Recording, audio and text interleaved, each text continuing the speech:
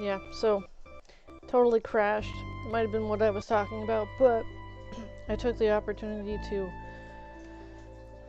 I believe, yeah, I weed, I ate, and then I also made some tea. I just finished eating just like a few seconds ago, so. Oh, and took my vitamins. So, yeah, it is like 12:49. It's March 19th, 2023. Oh, there's the update on time and whatnot. It was not my fault that it crashed. It could have been maybe my fault that it crashed, but we're just gonna continue on. Oh, it's nighttime again, maybe still.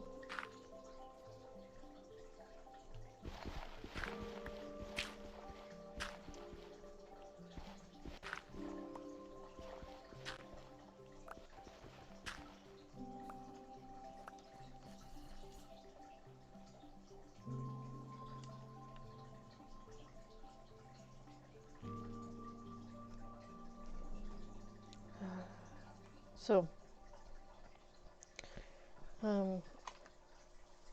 there were 2 pieces of pizza that were grabbed for appearance's sake, I guess. But they were both for me.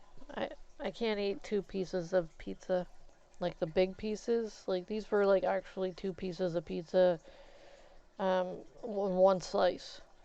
So I can eat 2 pieces of pizza regularly sliced. That's about it. But unless I'm really really hungry. But he had got 2 pieces of pizza, so I guess for, general sake and whatnot. But yeah, so I guess it's normal looking to get 2 quantities of something instead of just 1 quantity of something when you have 2 people there. So, yeah, I was really craving pizza yesterday. Wasn't craving it so much today, only, the whole of the it's there, and if I don't eat it, it's gonna get just harder and harder in the fridge. Because,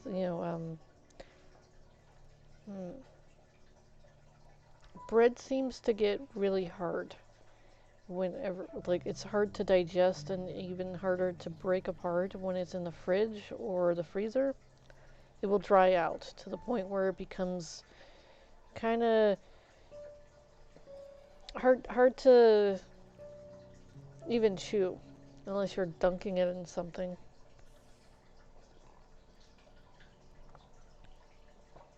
And there's a very small window of time that you can heat up an already cooked piece of pizza and then still have the crust semi-soft.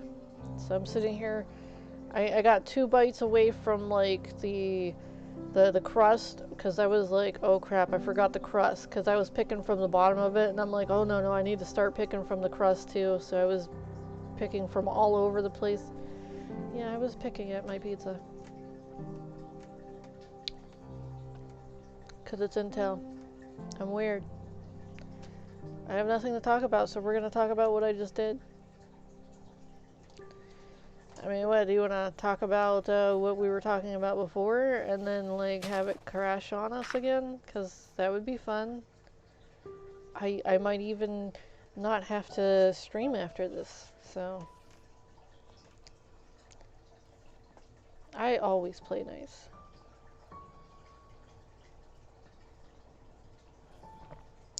So, anyways, how's it going?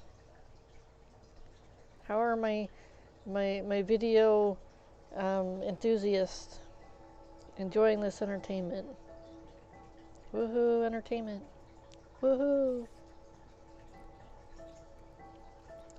probably quite the interesting complaint department that I'm ushering into the internet age, I guess.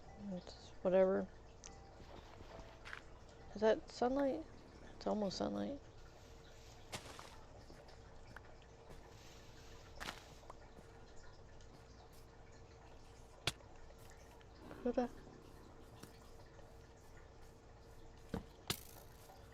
He's gonna run into that. Oh, but... Oh, damn, my chest piece is gone. I might have to go back and take that guy out. Oh, he's following me. Be cool. Be cool.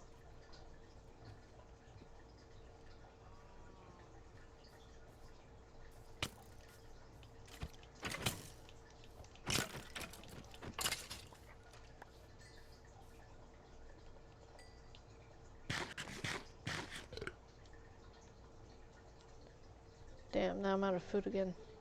Alright, so... Oh, he did give me another chest plate. Yay. Just don't have shoes, though. Alright, I need to go this way to gather this, map.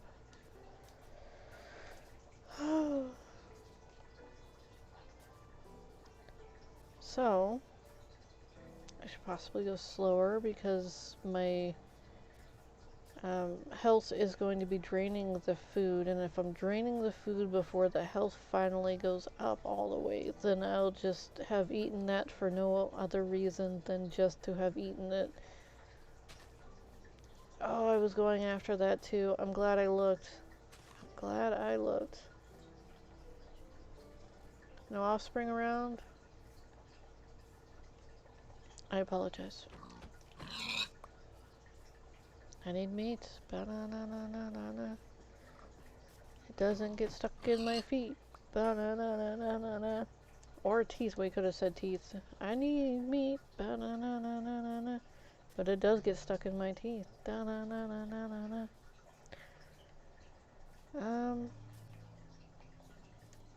Cold feet. But need meat. Da-da. I like meat. Do do do do do do do do. No, I haven't watched Mrs. Doubtfire. Good question though. There is a song similar, but maybe I'm doing a shout out.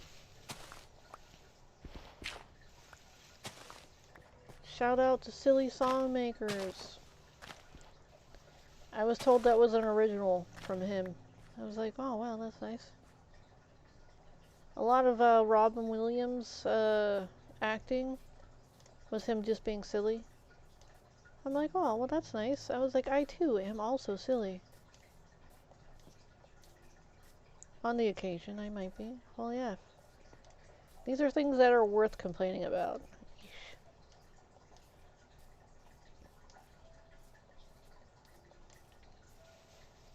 I've heard them as complaints. Why not pass on the complaint train so that you can continue to make your lives and everyone else's lives better?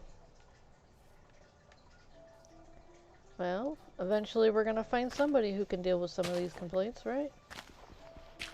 I, at my present stature in life, cannot. And I haven't done anything to, what is that called, initiate any type of amazement or whatnot. So,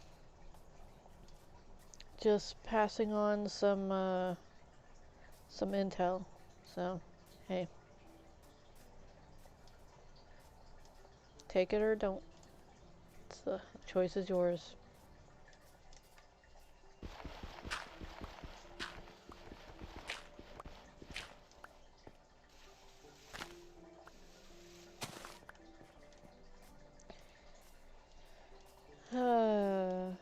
So,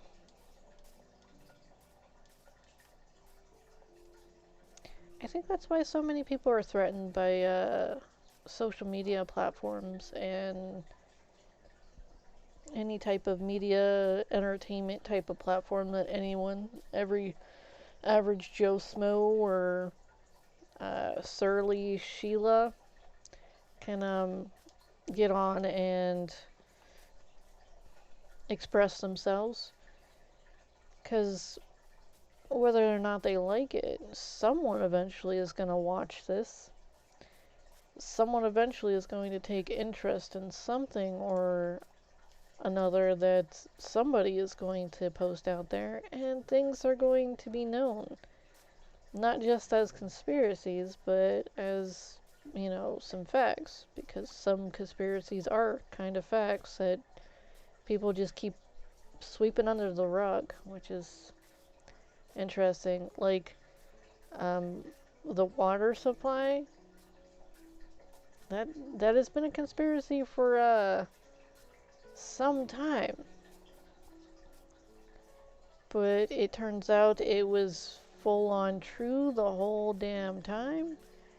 They've been laxing in the water treatment in some places, because I've heard over in Sweden they have some pretty damn fantastic water, and as soon as they have some of nature helping them with the water, some oysters or clams, and if one of these clams or oysters, I can't remember which one it was, if they sense pollution, they will stop. They will close themselves because they're filter feeders. And as soon as they feel that there is pollution or taste the pollution in the water, they will close their clam, their shells, clam or oyster. I think it's probably a clam because it's fresh water that's going through it, and oysters are more likely to be salt water. So it's probably a clam. So they have sensors on this thing that whenever they close, they stop the water, like, that they're giving to their citizens. They close it because there could be some malintent going on. And I was like, that is such a fantastic system. I was like, they need to, bring that around. Hey, this is how we do it. This is pretty damn nice, Sharing is caring. It's like I had the big idea to take down some of these alcohol distilleries and make them into water treatment plants. But, hey, whatever. Because, you could boil the water and have them funnel into each other. And you could, like, have people just designed to clean out these areas. But, hey, whatever. I have some good ideas, but yet I have some bad ideas as well. Things that are unpractical and blah blah blah blah blah. And I was like, well, if they don't have water, like clean water, how the hell are they going to make the alcohol? Do you need that many people making alcohol? How about they what is that called?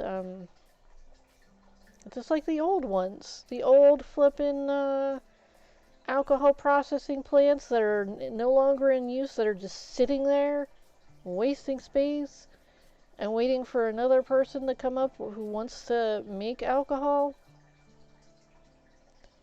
I'm like, dude, there's so many better things that you could do with that. They've already put these amazing contraptions in there. All you need to do is alter them ever so much, put proper filtration things in there, and then, dude, you could filtrate the water while boiling it. Could boil out some of the bad bacteria, filter it through a nice little filtering system, and then have, like, precious clean water. And if you really wanted to, I guess you could market it.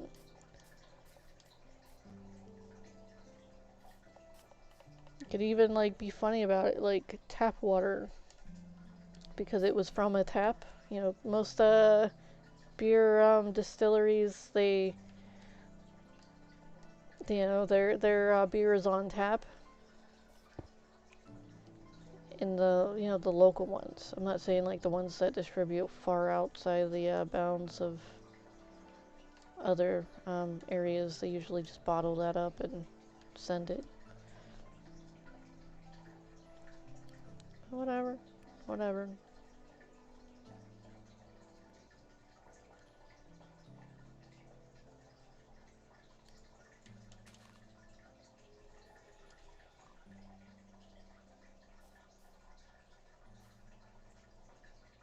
Oh, it's a cow. I apologize.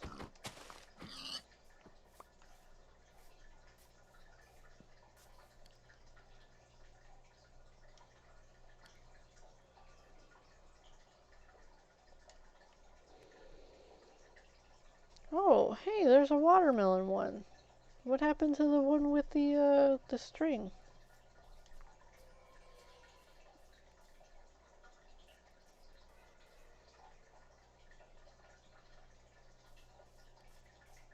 Was it the watermelon one the whole time?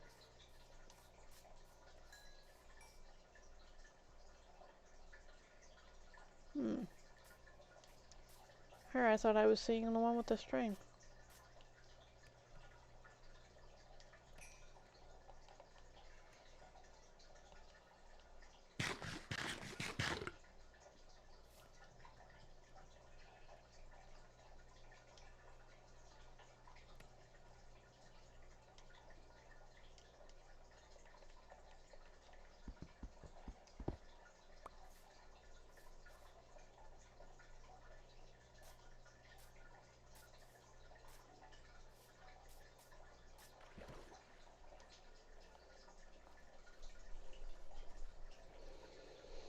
Hmm.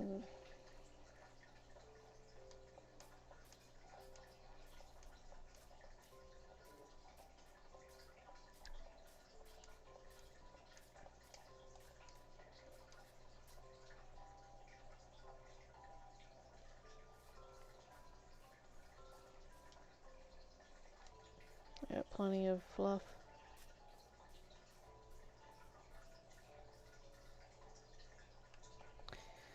Okay, so what other things are there to talk about? Oh, look how cute the bees.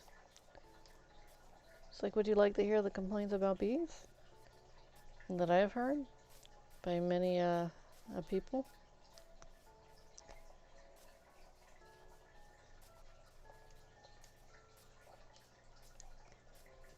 I'm trying not to sit here and complain, honestly, I swear. But this is what I always get. I get complaints. It's like all the time. Complaint, complaint, complaint. It's like, oh, and you know, what do problem solvers do? They try to fix these complaints. And it's like, alright, this is what I would do. So a lot of the stuff that people are complaining about, it's usually about greedmongers, pollution, or there's a third one, behavioral problems. And it's just like over and over and over and over. Oh, like, okay, well, this is behavioral. That is totally behavioral and greedmonger.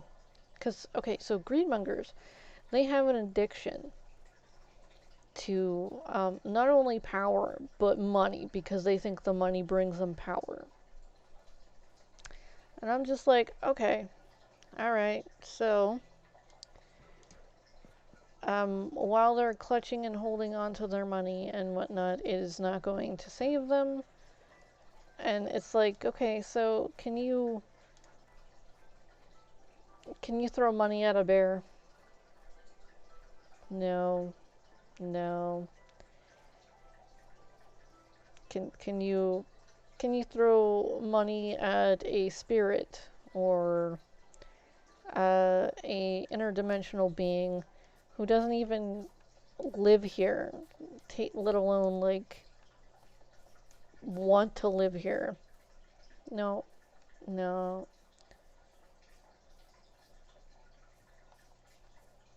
I'm like, dude, there's gonna be so much hubbub going on. It's gonna be crazy.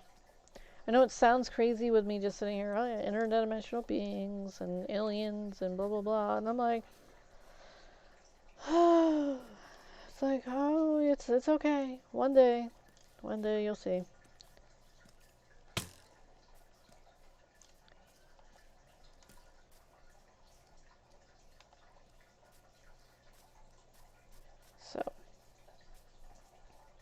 if you think of dimensions in a spectrum to where certain beings are not aware of other beings. Okay, so let's take this for example. An ant. An ant is not aware of you. You are like a dimensional being to this ant because not only does it not believe that you exist, but unless proven otherwise, you do not exist. Okay? So the ants are living in their society, their colony, their little nest, and they are doing what ants do. They're propagating for the next wave of ants. You gotta take care of the ants, gotta take care of the queen who's laying all the ants. Got to find a suitable male for the queen because, like, dude, this is going to be the next like reign of ants because after so often the queen who had been mated with before, she'll run out of sperm. So they need to go find another male ant so that they can abduct him and then bring him into the nest and go, hey, look at our queen. You know, isn't she pretty? Mate. So it's like, now we don't quite do things like that. I hope we don't. And so I'm sorry, I'm still stuck on that. And moving on, we're talking about the how ants don't think people exist unless they. Okay, so we're not going to say that ants are super basic and whatnot. We're not going to say that. Okay, we're still good.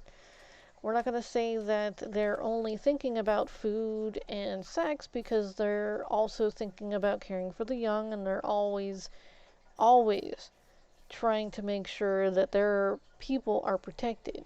All right? There's a lot of good things you can learn from those of nature, and there's a lot of bad things you can learn from people who are not of nature. But suffice to say, the ant doesn't believe that we exist unless we actually put ourselves in front of the ant, unless we put ourselves in the we incorporate ourselves into the lives of the ants. Like, they know that things are moving around and shifting where they are, and then if it doesn't, like okay, so think of, like, oh, a finger, it gets bigger and everything, oh, but they're just not incorporating that the finger is attached to something else. You know what I mean? It's like, oh no, it's just a hand. Oh, it's a critter that I can't figure out how to take out, because it's so big. Even though they will attack. Like, dude, something shifts their anthill, they're going to flip and attack and keep attacking until they die. Because would you not die for your future? Would you not die for your loved ones? There's a lot of good attributes to ants. But it doesn't fully see our form unless you were to take a little ant and bring it up here and sit there and talk to it. It would not even know that you, like, were that big. You know what I mean? So, in that concept, there are itty bitty teeny tiny little things that are, oh flip, I need to get the hell down here, that are unaware that we exist. And, oh crap, it didn't kill anyone, did it? No, okay, good. And, like, there are even tinier things than ants that don't know that ants exist. You know what I mean?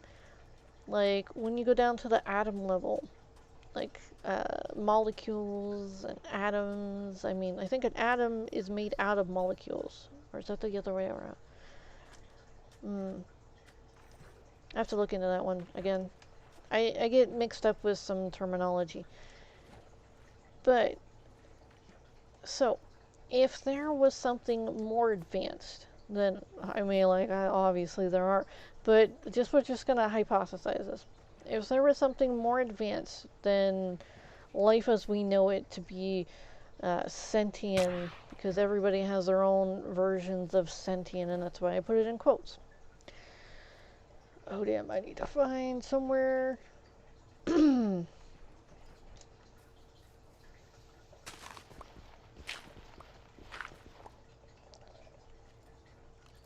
Ah! That could have been bad. It could have been really bad. Alright, so if there are things that are more intelligent out there and able to navigate through time and space, would we not consider them interdimensional? They're not bound by the laws or the structures of time. They can shift in between this realm and that realm and another realm. So people would consider them gods, right? They would consider them higher beings and all that other good stuff.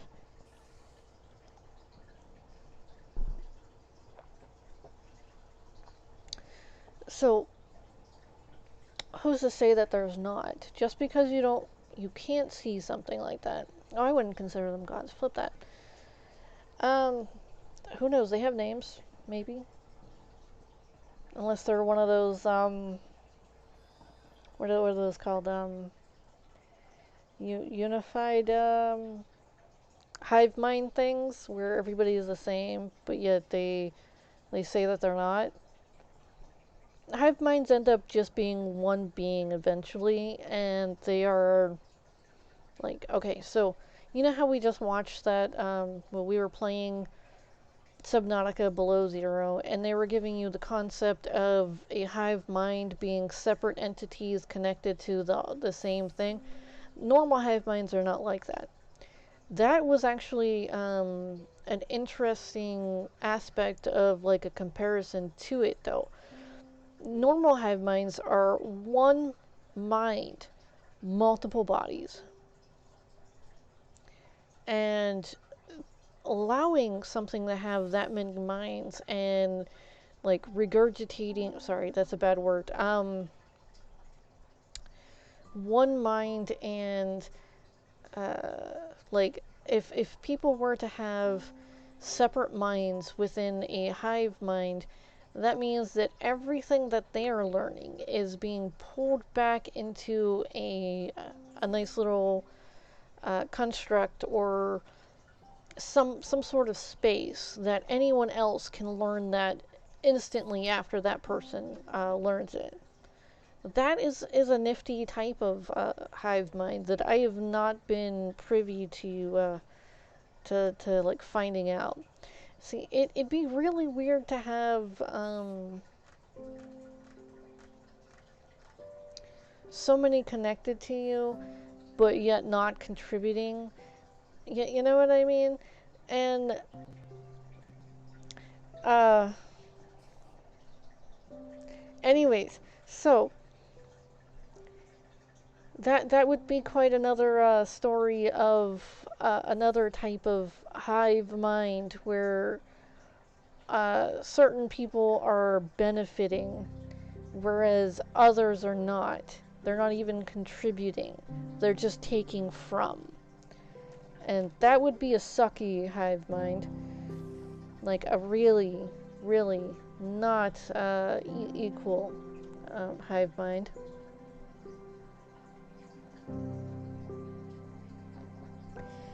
And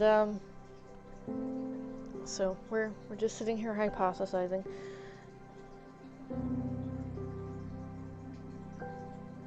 Let's see what else we can talk about. See how close we can skirt to some things before something else happens. But there are civilizations where they have hierarchies where like in this area and whatnot that they think the rich are the best, and they think that the poor are the worst. But sometimes the poor were the rich, um, once upon a time. They just were, what is that called? They were the fallout guys, or the scapegoat to the company by them pointing all the blame on this individual or individuals, and then just cut them from the company, and then everybody, excuse me, everybody blacklists them, and then they end up being in the position that they are, out on the streets with no hope, nothing that they can do to build themselves up because their reputation was already squandered, blacklisted, dumped on, dragged through the mud, whatever comparison you want to make with that. So it's like they have all these programs for the homeless. I'm sorry, programs for the homeless, and it's not quite up to par for what people are actually needing. They're not they're not showing people that okay, they can build themselves up if this happens. They're not showing that they could learn new trades, and or because there's plenty of people who want to um, earn some money or actually help out their environment or their civilization by donating a few hours out of their day just to walk people through how to do something. And this would make the world for certain people. Honestly, being able to learn a new trade, whereas they can't go in this other trade that they've been blacklisted from, and yet this is a problem, because then it would mean that the whole um,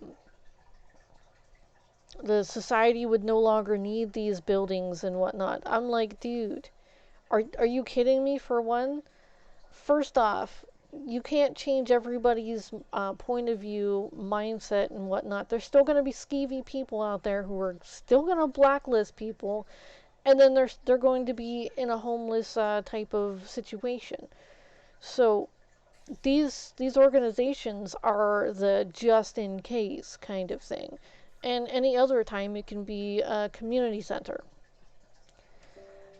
I mean, technically it's helping the community, and you could sit there and donate some hours just to teach young children, the youth, on how to do some of these trades, so that maybe they might be interested in the future trying to continue this. They stopped trying. They were cutting home ec, banned home ec, and like shops, like wood shop and metal shop, out of school systems. I was like, what the flip is this crap? I was like, how do they know they're gonna like it unless they actually try it? I was like, this is some crazy crap. Oh, nice.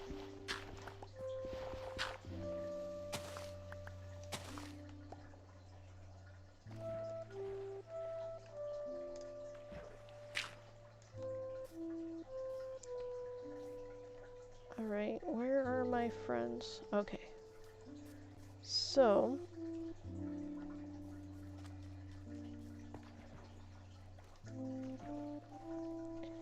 but I was going to make a few of those places in some select areas as a big middle finger to certain people. But just doing something nice out of spite. I mean, just building some locations where people can do some nice things out of spite. But yeah, I don't like being messed with. I honestly don't. It's like, dude. It's like, all right, you got systems in place and whatnot. That means that I don't need to do anything. We're good, right? We're super good.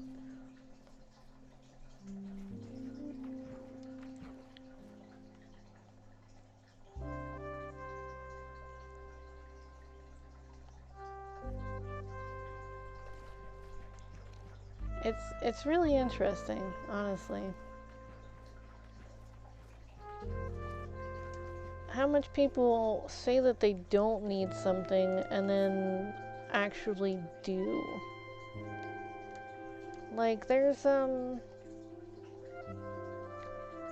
okay, so there's claims that all of all the homelessness can be solved in mere moments. And I'm like, oh, okay, well, that's cool. But yet, a pandemic can cause mass homelessness. And then, people getting paid not to work and then becoming homeless. And then it's like, wait, what the hell are you people doing? I was like, you only help people. You don't sit there and pay them not to work. And I was like, because they're never going to want to work again. It's like, maybe instead of like trying to, ooh, crap. Instead of maybe trying to control the populace, maybe just, not.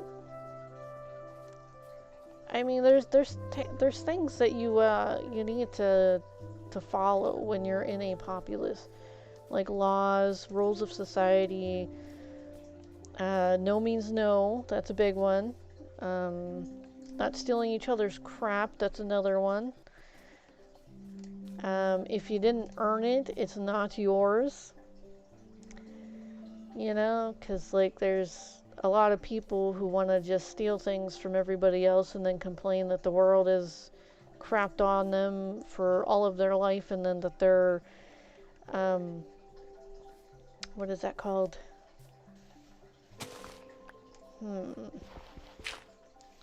They're not at fault for the behaviors of stealing and looting and hurting people. I'm like, wait, what do you mean they're not at fault? I was like, dude, they can change their ways anytime. You just have to make the society better. I mean, like, and it's not like, oh, take away crimes in locations and expect people not to flippin' attack and do those damn crimes. I'm like, what the flip? Ah, damn. I totally need it.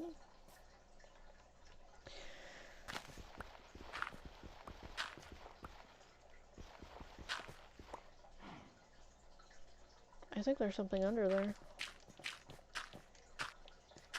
There's totally something under there. But it's okay, so they made theft non-illegal, okay? And they just made it like, I don't think it's called a like, they made a majority of the misdemeanors something that would get you in jail for a little bit of time. They made those fully legal and whatnot, and expected people to not raid stores and steal from people. And then, like, businesses were going down and livelihoods were being disrupted and people were still being thrown on the streets. And then people were being violated in heinous ways that would get everybody taken out. And yeah, and it's just wow. Not wow as in like, oh, this is so much awesome. No, it's wow as in, holy F, we're all going to die, you crazy lunatics. What are you doing with society? So, not only do we have societal roles, but we have laws in place so that if people break these societal rules, these laws, they get locked up in timeout, which is called jail. Prison. Jail. Jail is the smaller version of prison, and prison is the larger version of jail, because both of these things are little timeout things. And when your punishment is life or pretty damn close to life, you get moved to one of those prisons, which is a bigger jail. Jail is just something that they hold you in for possibly a couple days, if not a week or two. And then the prison is usually months to years or life sentences. So there's a saying that's you do the crime, you do the time.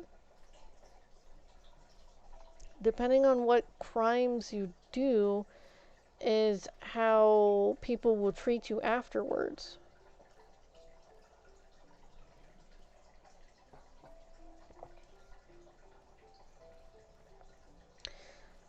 Because the society, um, normally they don't forgive, and they won't let you forget. If you've done a murder, okay, lots of people will keep certain people away from you, alright? Because they don't want you to possibly hurt or murder somebody that they love, okay? So, as a safety precaution, they will exclude you from certain events, they will exclude you from certain things, and they'll not waggle people in front of you, essentially. Now, I believe that if it was a mistake to begin with, and you've learned your lesson, because some people are, I don't want to say bred, but they're raised in societies that are a lot harsher than most people are raised in. And if push comes to shove, these people raised in these nicer societies would have done the same thing to protect themselves or to either, keep certain things from happening. All right. So some murders are accidental. I know it sounds awful, but some murders were from highly skilled people who had just been trying to defend themselves, but were a little too skilled in the range of defending themselves, and then death had happened. All right? So, not only do they get a double slap from that because they were possibly doing something to save somebody they loved, or we're just talking hypothesis here, or they were trying to protect their house and home, okay? And then they get thrown with a murder charge because someone had violated their area, their territory, and meant them harm or the intent of harm. Okay? So, with this kind of thing, it's that's still on their record that they were a murderer, alright? But it's like, okay, well, what happened? And it's like, not anybody just says, oh, okay, well, you murdered somebody, got it, what happened? it's it doesn't come up to that. It's just they're already like blacklisted on their murderer, keep them away from women and children, you know? So it's like, all right, so what did they do? What happened? What were the instances in which they had committed this? Were okay, so they were in a gang or whatever, they were at a bar and some things happened. Who knows? All right. There's a lot of for instances that could be thrown up right now. Not like blah, but like, thrown out on the table right now that could be considered, all right, yes, they killed another person. But do they deserve that much of a punishment for that? Was it actually, I don't want to say righteous act, or was it a malicious act? Because a lot of people claim to do righteous things, but it ends up just being mass murder, and it's no, no, it's not good.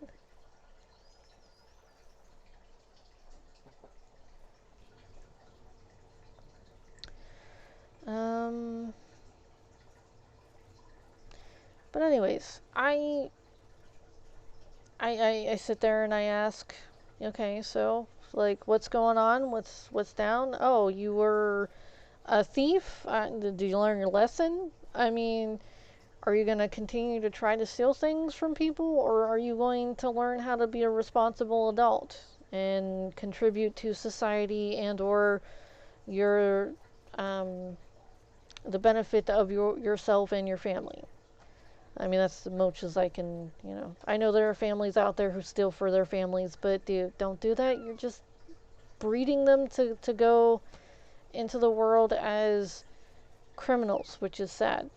It's like, alright, so I have to give you a for instance. I watched this,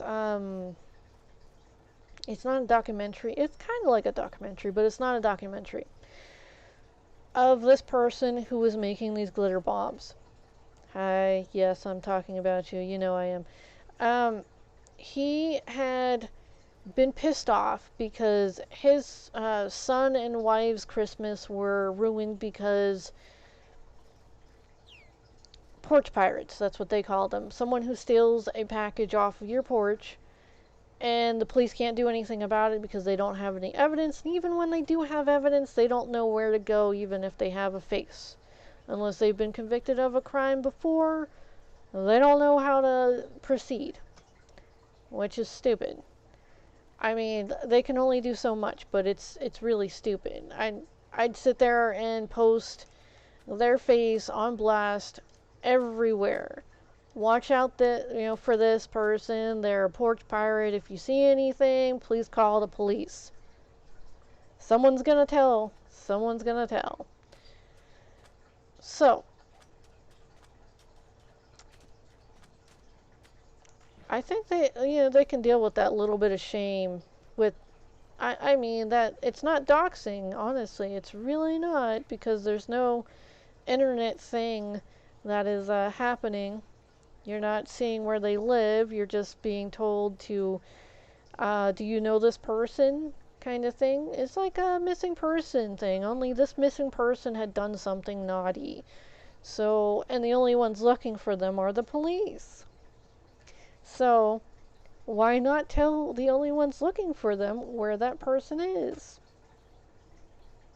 I mean, it's just like, hey. But anyways, or where you roundabout saw them. But anyways, moving on.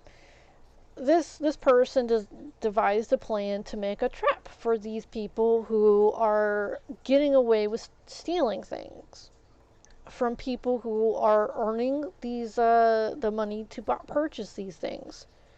I mean, they're ruining little kids' presents. I mean, they're ruining their Christmas, their birthdays. They're flipping like, oh wow, you did fantastic in band or whatever, football, who knows, days. And because people get packages all the time. And ooh, did that hit the, where did the dolphin go? It looked like it hit the dolphin. Holy damn. Anyways, moving on.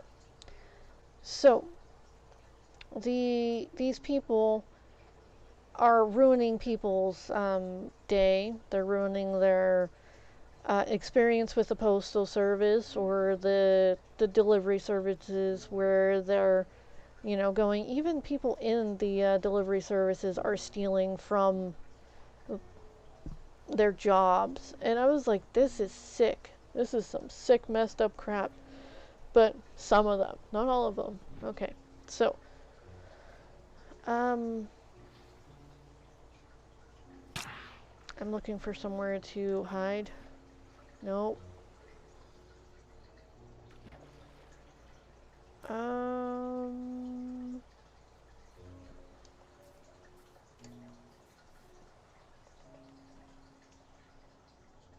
it freezes.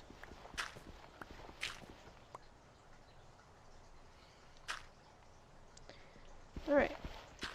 So, as I was saying, this person decided to get back at these porch pirates by inventing a device that they would pick up, and it would aid to the criminalization of what they were doing. Alright, seeing how people weren't able to track these people down, and nothing was being dealt with properly. So he took it upon himself to make a glitter bomb, which was fascinating. And then he developed better models for this glitter bomb, and videotapes were being shown of these people who had stole from these other people. These thieves stole from these other people.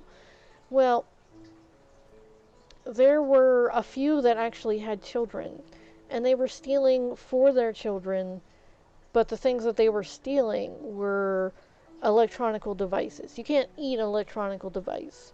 You the only okay, so electronical devices, they end up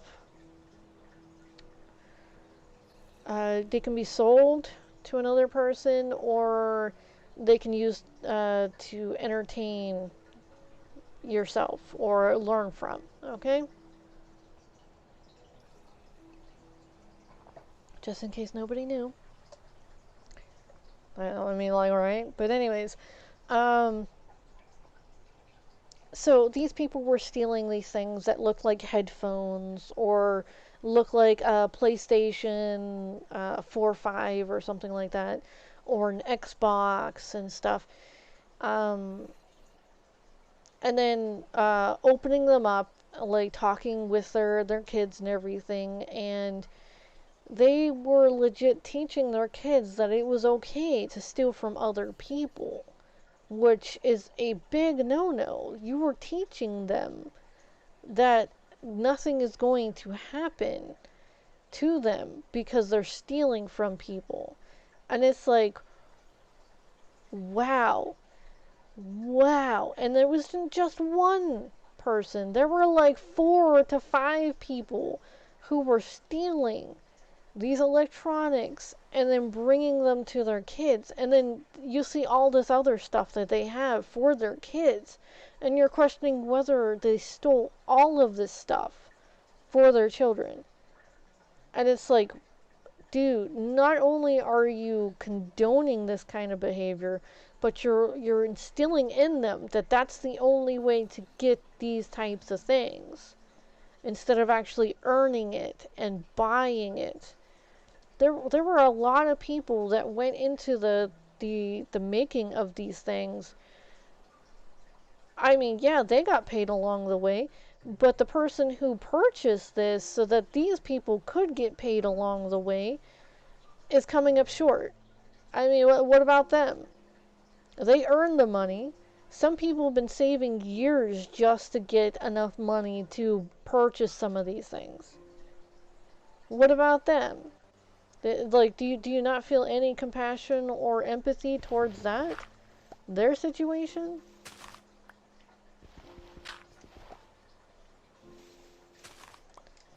It's quite, you know?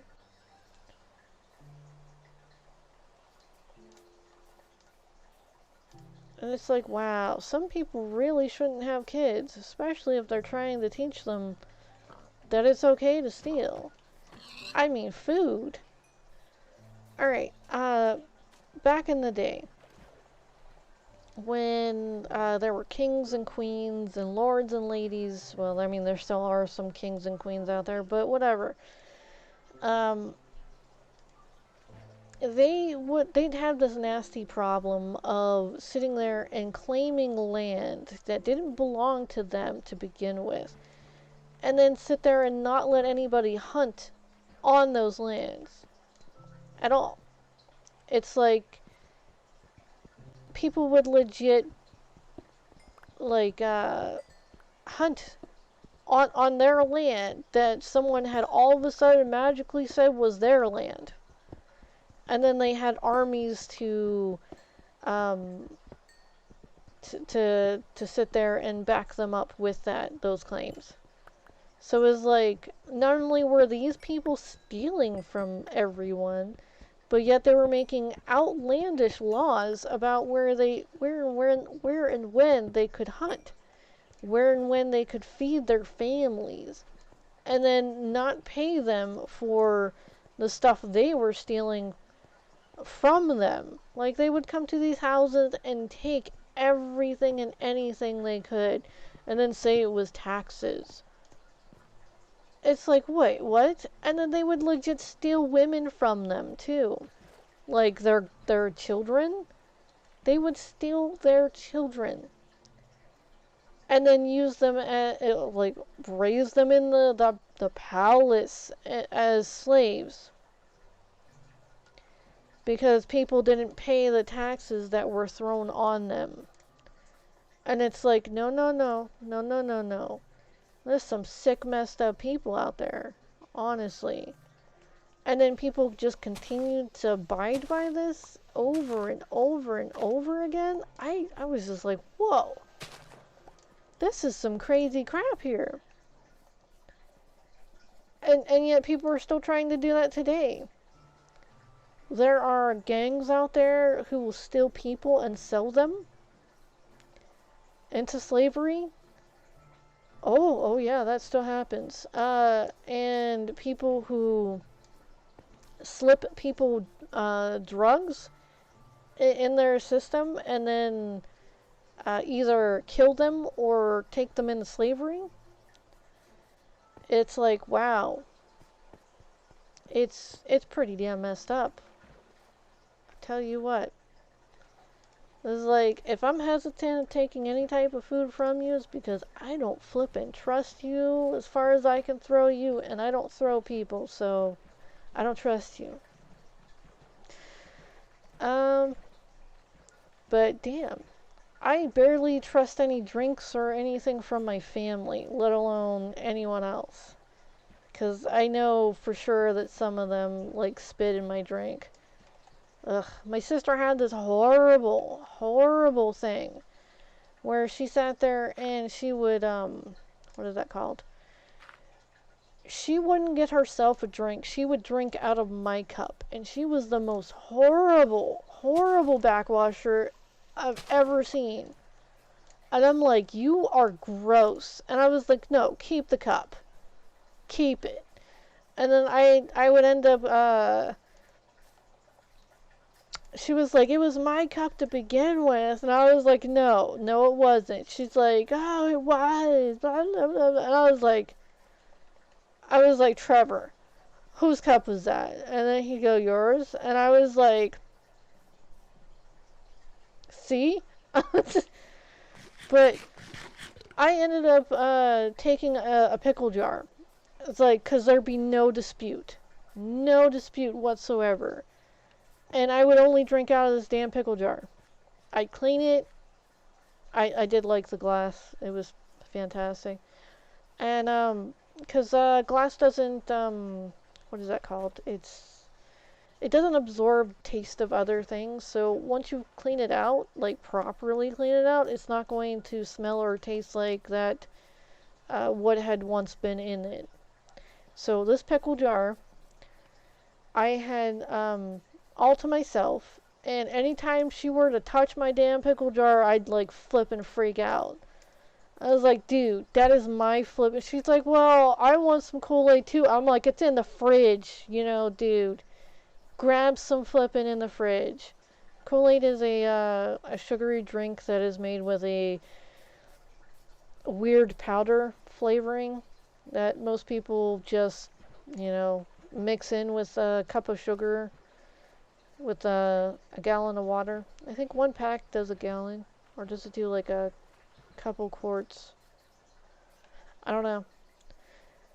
Can't remember. It's been a while since I've had Kool-Aid. It really has. So it's like, I don't know whether they changed the consistency of it or whatnot, but so there's some bad some negative aspects of Kool-Aid that people don't like others drinking it because of what had happened. Okay, so there were some cults. And these cults used some Kool-Aid because it was cheap, affordable, and easily, readily available. And most people drank it because, some of the Kool-Aid tastes good. Alright? So, Excuse me. They poisoned their whole flock, all of their followers, with this Kool-Aid, and some of them didn't even know that they were going to meet their maker or whatever they claim that to be. And then others had known that they were going to. So it was like a mass killing in a religious type of culty aspect. So that's why there are negative indentations towards not coffee, but Kool-Aid. I'm sure coffee's the next one, right? That could have been a slip. It's like everybody like, sell coffee, sell.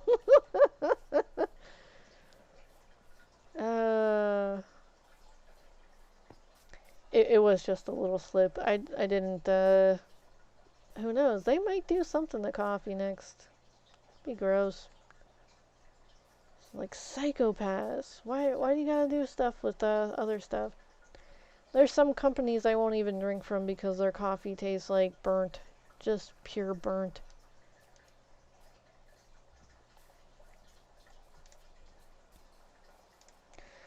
Oh, flip. I was watching this person who blind tested a whole bunch of coffee.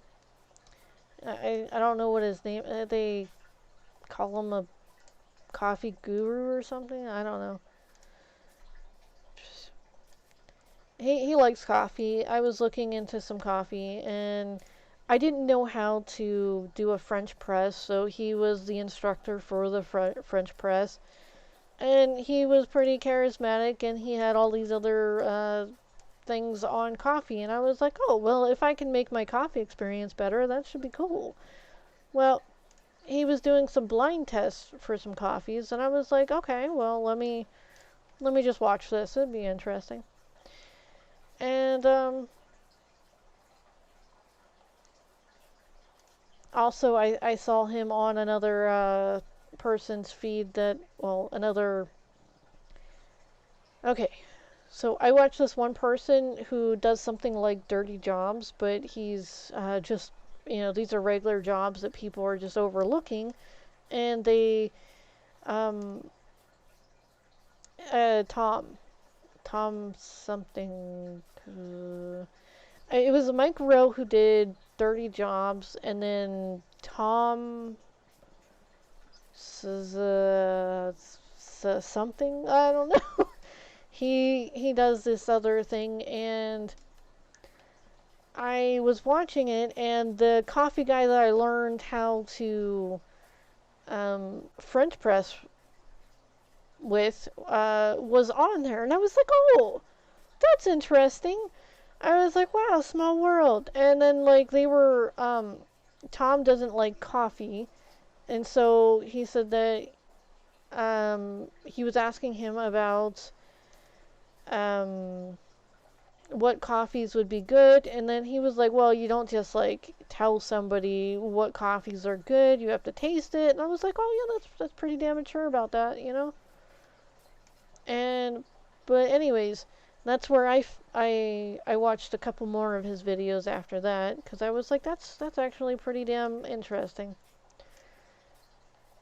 But the one that I recently was watching was he was blind tasting some stuff, and my favorite coffee, he's like, no, I don't like that. And I was like, oh, my favorite coffee bread? I was like, okay, we could still be friends, but I was like, well, yeah, everybody's entitled to their own opinion. But I took it hard that he didn't like my favorite. I was like, yeah, this one's totally gonna win. I was like, this one's totally gonna win.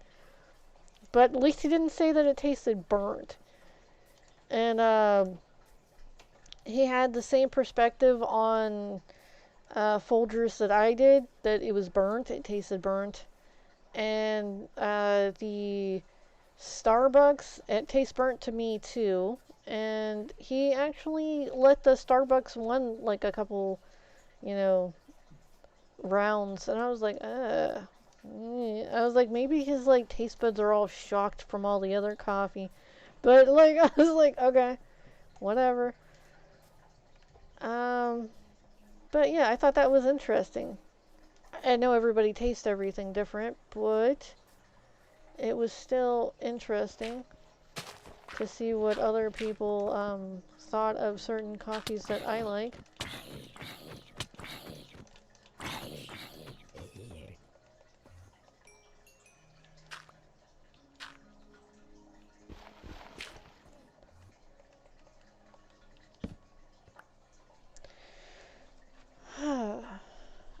I'm not even touching it, so it's doing its own thing. It's like it's like, dude. Anyways,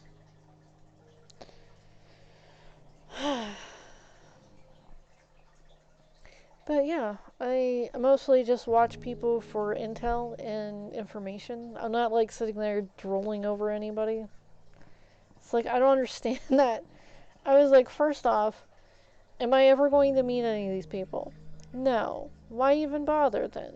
Why bother judging them on anything other than the content that they're producing? Second off, yeah, we're gonna do lists every so often. Second off, I'm not one of those like fangirls that go about drooling over everything. So you have like fanboys and fangirls. These are people who get so attached to certain people that they're watching. I mean, it's good to have like admiration and whatnot towards people you appreciate, but like it's to the point where I don't mean like don't go obsessive about it. Holy flip, they're just people like anyone else. I'm just a person like anyone else. Yeah, I've been some places, I've seen some things, but that doesn't make me any more or less than you sitting there watching. So, hi again. So, so as we continue on this little road, I'm not a fangirl or a fanboy because they're both like okay. So I think they call them. No, I don't think it's simp.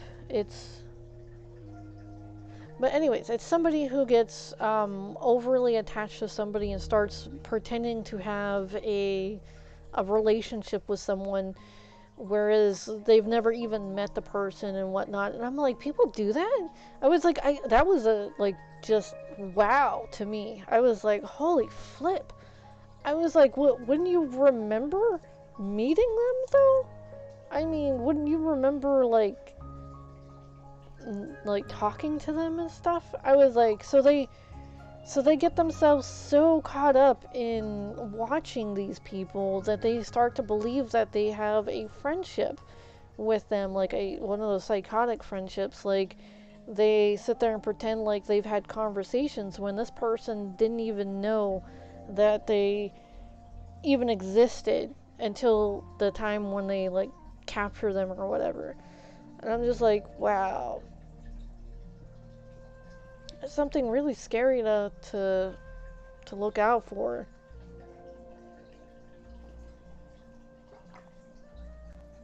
There are people out there who believe that they have like relationships, like man wife relationships with some of these movie stars out there, and these movie stars don't even know they exist. They don't even know that they're even out there. And it's like, oh yeah, you like the movies, right? That's cool. But I don't think you should like throw yourself into a relationship. I mean, it's healthy to fantasize. Okay, I'm not gonna get you wrong, or like sit there and like, oh yeah, don't fantasize about this pretty actress that you saw in this or that, or this handsome male that you saw in this or that. I don't do it, but you go knock yourself out. Okay, knock yourself out. Um, I just appreciate people for what they're doing. Just flat out. It's like there are some actors and actresses that I'm like, wow, they do fantastic work, Like, I really believed that they were actually these people in the movies or the shows that they were contributing to. I was like, that is some flippin' choice amazingment, you know? Some choice merriment, some, amazing inspirational kind of crap going on. And it's not just that the actor did this role, but it's that the screenwriter had made phenomenal linguistics. What is that called? Flip scripting. Um, Phenomenal script for the characters to um, spout out. This play. Movies are initially a play that is being recorded and brought to display before everybody. So, yeah, back in the old days, they used to have people who would dress up in front of a stage. You know, that poor man stuff that people keep claiming? Or, whatever. Oh, dude, I met somebody who thought that, like, the theater was poor man's movies. And I was like, what? I was like, there's something, there's a difference between sitting in an audience and watching people take this much room. I'm sorry, like, just a stage worth of room and continuously change it to meet the set of what they're trying to do, and the veracity of which they're expressing these emotions and reading their lines versus somebody who wakes up at 5 or 4 in the morning to put makeup on, and they have multiple takes and cuts in between their viewings of the little clips of stuff that's all added together later on. These actors and theater performers have to continuously learn, continuously practice, continuously know where they're supposed to be and when the timing is right for them to speak their lines, spout their poetry, or whatever. Anyways,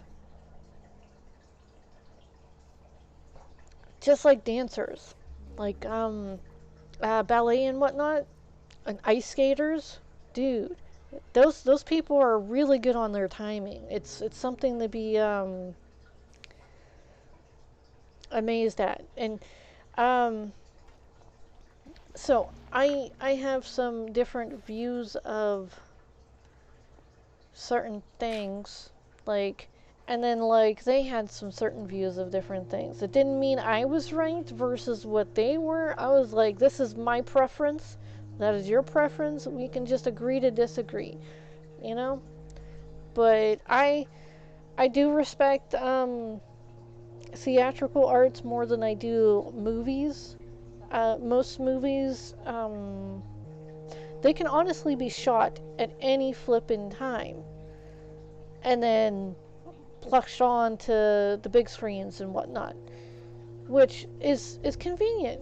No doubt it's convenient, but most of the actors and actresses don't even learn their lines. Most of them are just like, oh, I am beautiful and handsome, or blah blah blah, and they won't even care about the acting. It's like, no, you can tell which actors and actresses honestly care about their line of work versus the ones that are, making everybody in the damn studio have to repeat and repeat and repeat and repeat and repeat. It's like, dude, you're an actor. All you have to do is sit there and learn your flippin' lines, learn the cues for your lines, and not sit there and keep everybody in the damn studio for hours on end when they have lives they want to live out there and enjoy the success that they have been given. But, like, whatever. Whatever.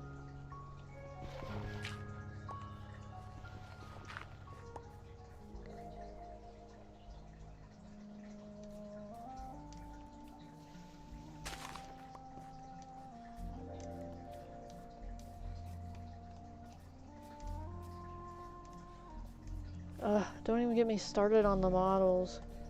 Flip. Do you know how much abuse some of these people go through? Just because someone wants to see if they're... What the hell? Damn. Just want to see if the masses think that they are amazing versus their wares, or pushing the boundaries of art. I'm like, you can push the boundaries of art, but yet still make something classy and amazing. Holy F.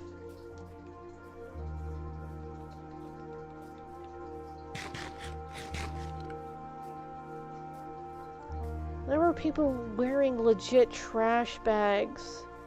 Trash bags.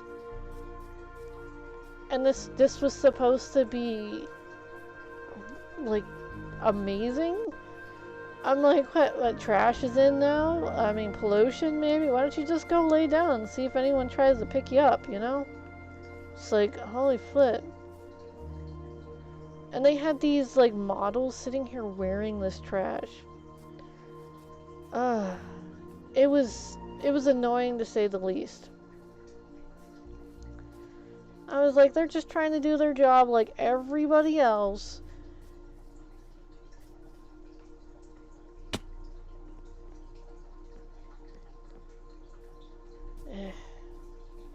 I don't understand some people. And then the like weird poofy clothes. I'm like, what the flip is this crap? Not only are you wasting fabric, but you're like legit, you're making atrocious wear. Just atrocious. It was like, what setting would you be able to wear this stuff? Not only is it sprouting out, you wouldn't be able to go on a plane with this crap. You wouldn't be able to sit in a boat with this crap. Be on a train, a public train. You'd need your own little train cart for this damn wear.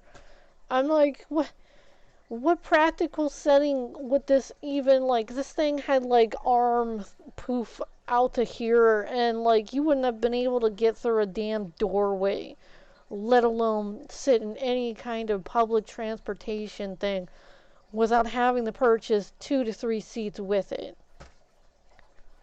I'm like, this is ridiculous.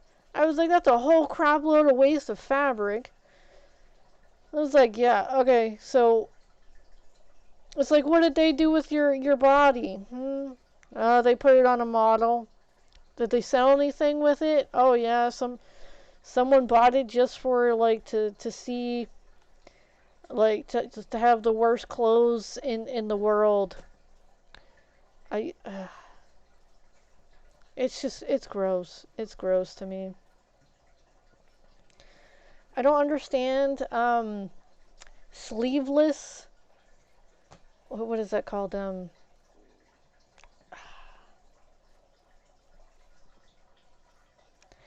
It's like a leather jacket, but it's sleeveless.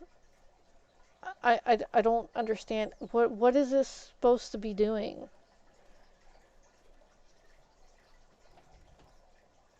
They make poofy jackets that are sleeveless, and I mean, dude, I don't understand. Either you really want your arms to freeze off, or fall off a motorcycle and skin the flesh off of your bones. Hey, I'm not here to judge you on that. I'm judging the flippin' fashion, the fashion statement of it. It's I was like, if you're gonna wear a leather jacket, that usually means that one, you're riding bicycles, like riding motorbikes, whatever. Or you're like just really into the fashion.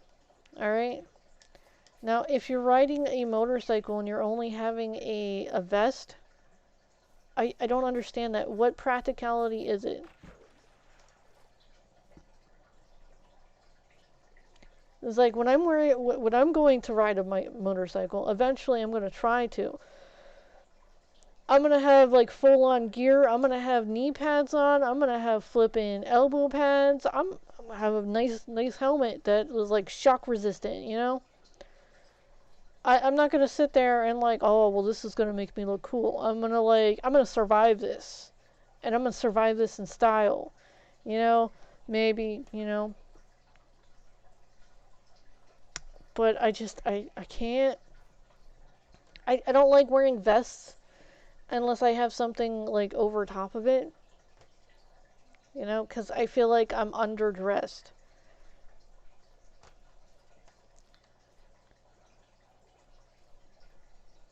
I don't understand the fashion. I don't. I know what works, what is practical, what's going to keep you warm in the winter, what's not going to keep you warm. But yet I don't understand why people want to wear this atrocious stuff and then claim it's going to protect them when it's most certainly not going to protect them all but like maybe a little bit of their chest. I'm like, yeah, you got to keep your core warm, right? But if you're sitting there wearing nothing but like that jacket and you're like maybe a tank top underneath, like the puff. Okay, so I have seen people wear the puffy little thing, the puffy jacket with no sleeves underneath. So they were only wearing that puffy little jacket. And I'm like, it's flipping like below 32 degrees. I mean, it is freezing weather, okay? I'm like, either their arms are the hottest arms in the whole entire world, or they're just wearing this because well, there are three reasons they could be wearing it. Either they're running super hot, they're just trying to keep their chest warm to the point where they don't care if their arms fall off. I don't know.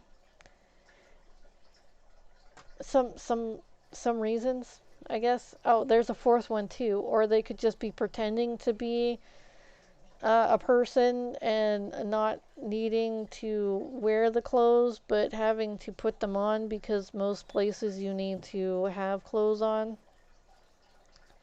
So they could be a nudist too, maybe. Eh. Oh, or just fashion. That was the fourth one. I just, Well, I think of like all of the animals and the plants that could have probably had died just so that people could sit there and play, dress up with it, and it's just, all right, okay. This is what's going down. This is what's going down.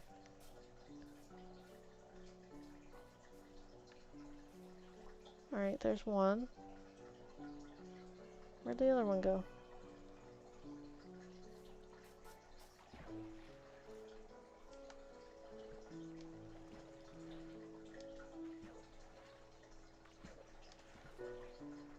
Oh, there you are. Okay. Oh, that's dangerous.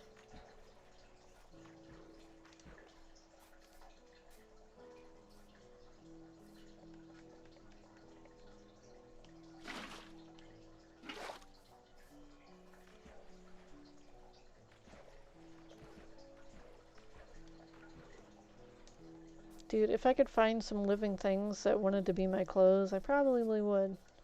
I'm like, hey, do you want to like snuggle over some of my parts so that like I won't be considered naked?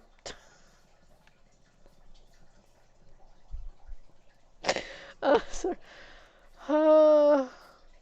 Anyways, I was like, or we could just, not have these predefined roles of society and let people walk around all willy-nilly.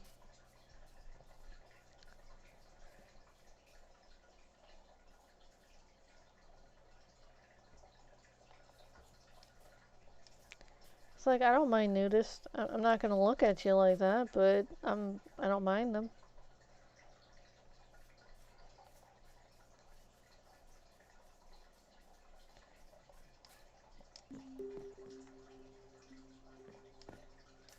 I get cold, so I'll probably be walking around with a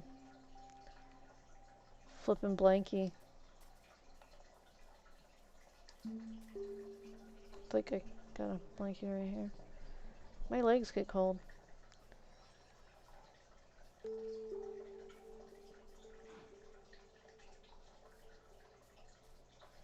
If I could just have like fur all over, that would be cool. Like my own fur, you know? Yeah, now there's gonna be talk about me being a furry. You know, whatever, I don't care. I want to grow my own fur. So I don't have to depend on dead critters. No offense to the dead critters that died just so that I could wear the shirt and pair of pants and bra and underwear and blah blah blah.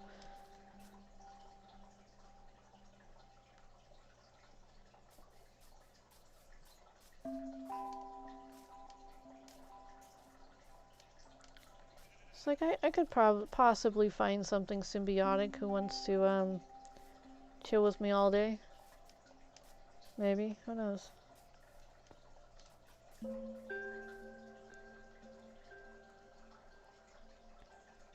I don't see my house.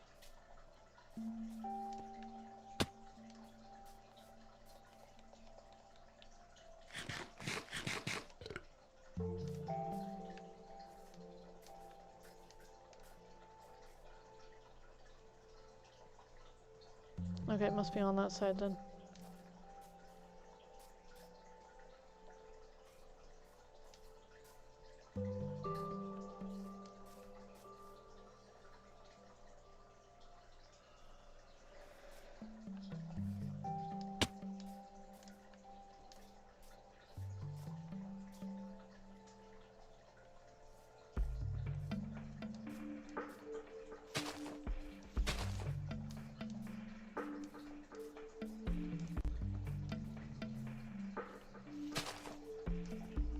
There it is.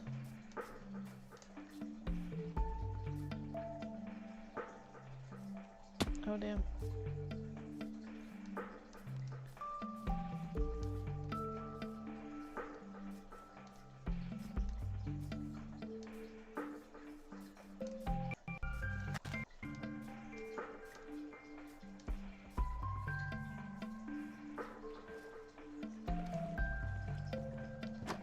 I'd be keeping them warm, right? Alright, so...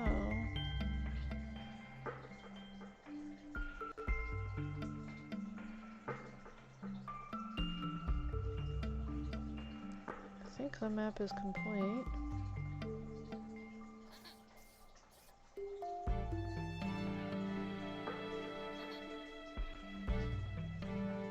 Pretty sure. Oh, flip, let me go.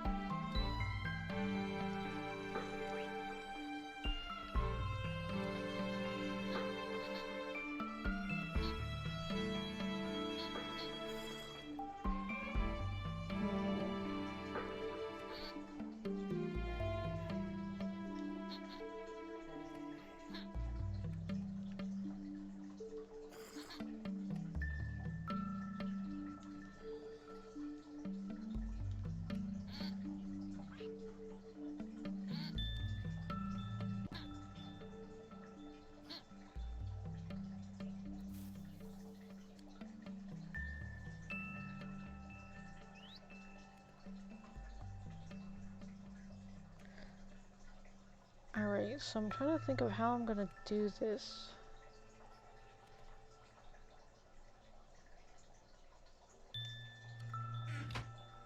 I need to make a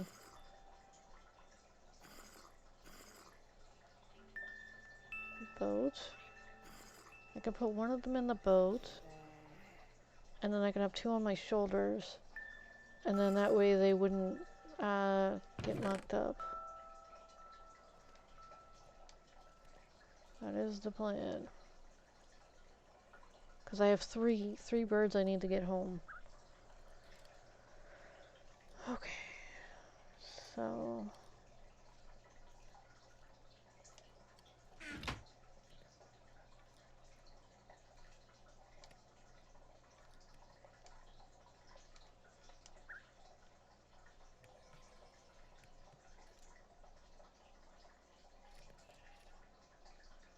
Okay, so I need to go up this way. Okie dokie. Because I need to pick up the other two birdies.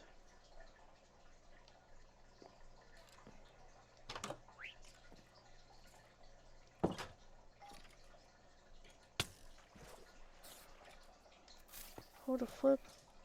What the flip? Someone is hitting me.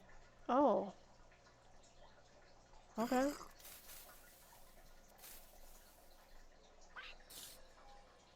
Okay.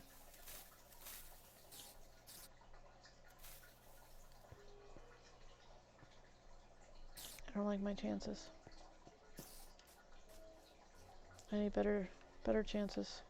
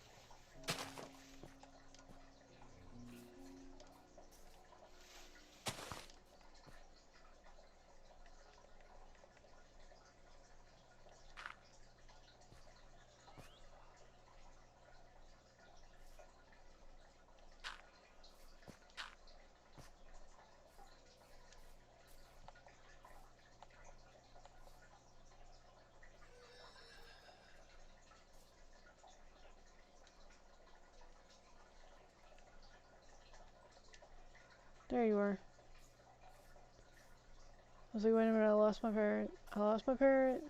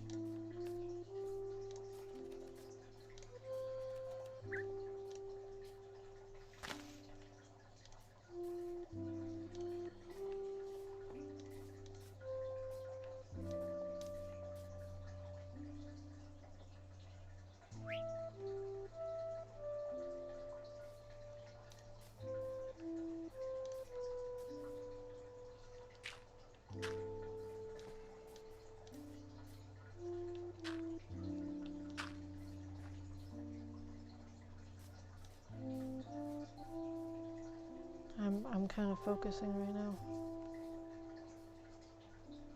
Well, one, on not dying, and two, picking up a parrot when I do drop down to a location where there's 2 blocks below.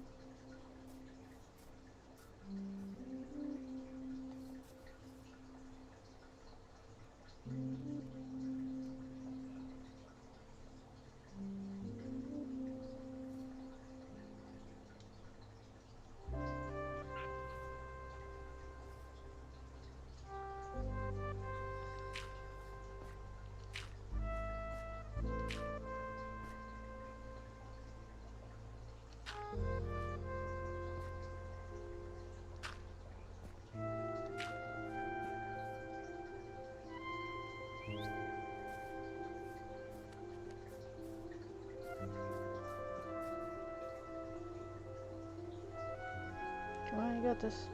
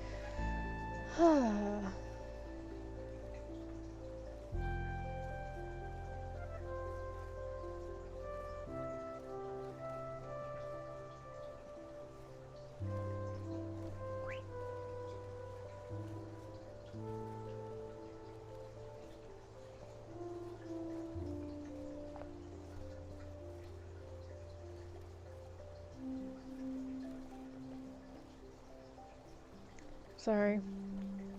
I was like, I'm thinking about, out of all the things I'd want in the world, safety, shelter, abundance of food, um, quiet places where I can do work, and then foot rubs. And that made me smile. It's like, foot rubs. Back rubs too. I'm a fan of those. Okay, we're still good. Okay.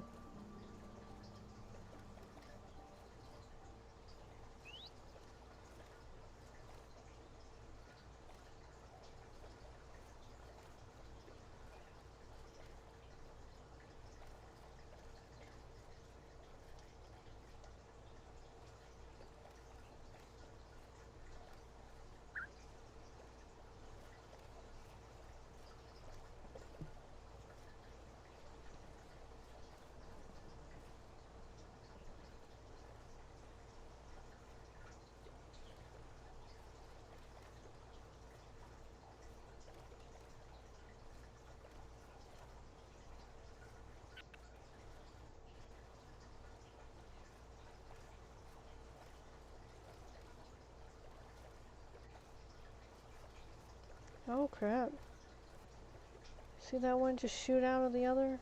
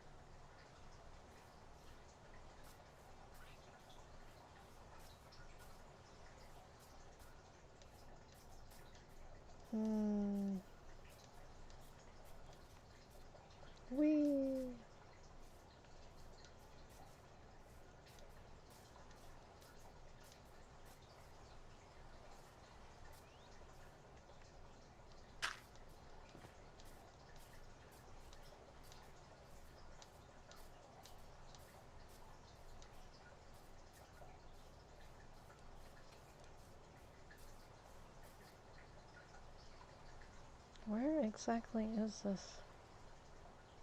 Oh, I think it's that way. Alright, gotta go around.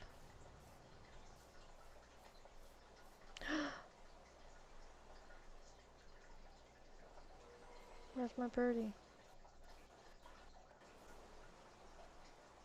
There you are. Come here.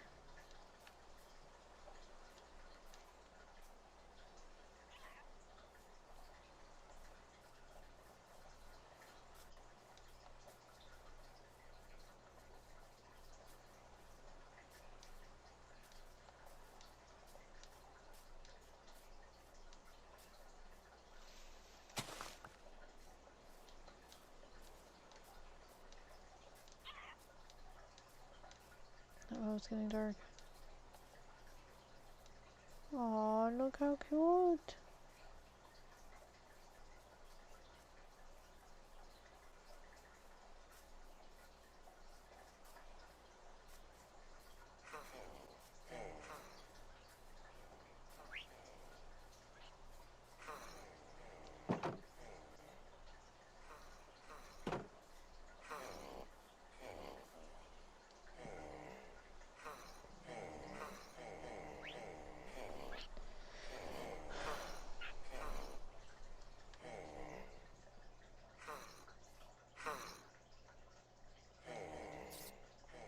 Oh, okay.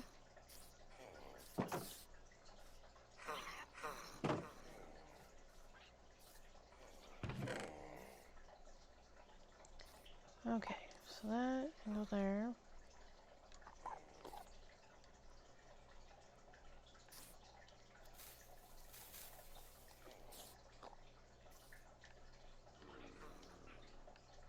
I actually might need that, but I possibly won't need this, but if I do, I can just grab another. I can make another.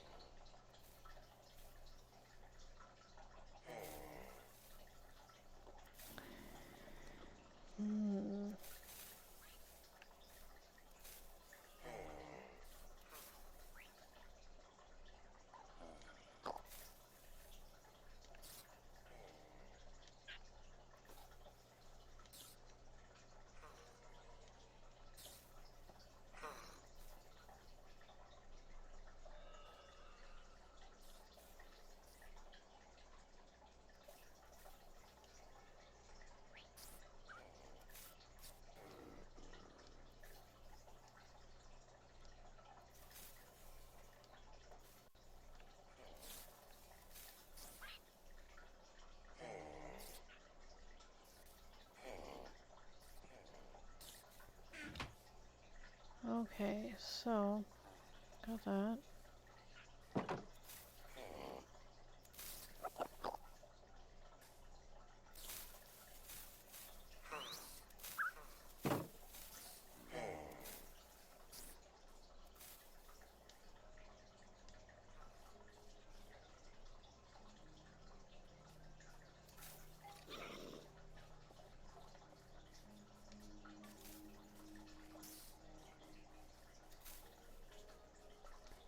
Headed towards the water, so that I can do this quite easier, maybe.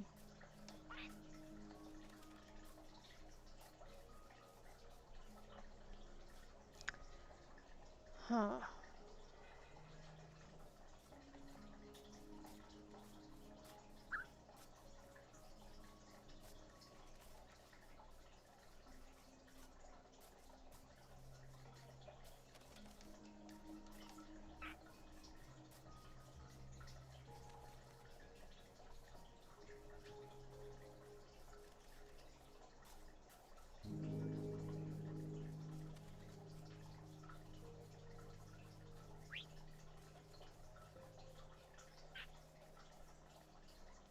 Okay, you're still coming? Alright. Sorry. I just realized what I said and I was like, wow, that sounds pretty. You're still on your way. Still on your way.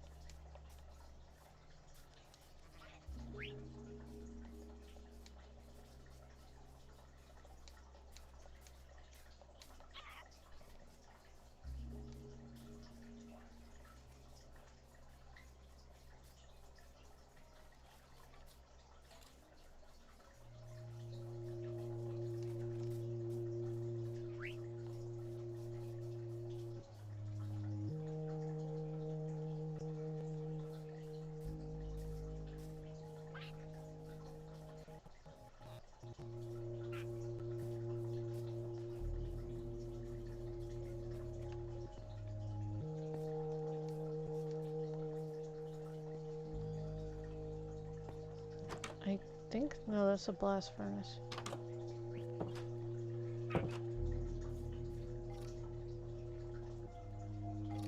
There you are. Oh, well, I'm still in the safety of this place. I might as well cook some more meat.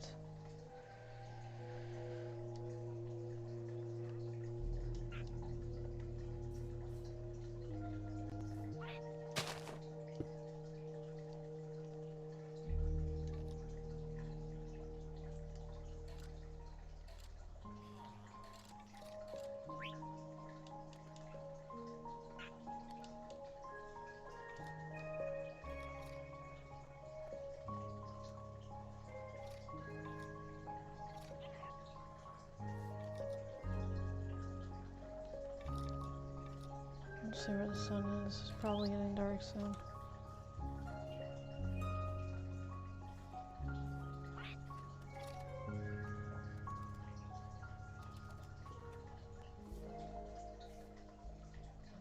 If only I could pick you up too. Put you on my hat.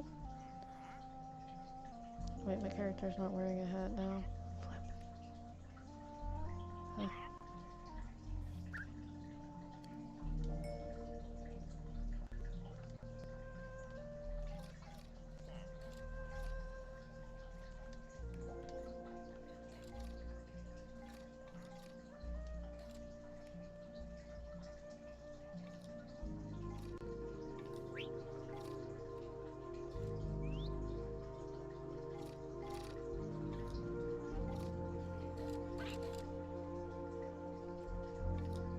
Oh wow. Some floating stuff.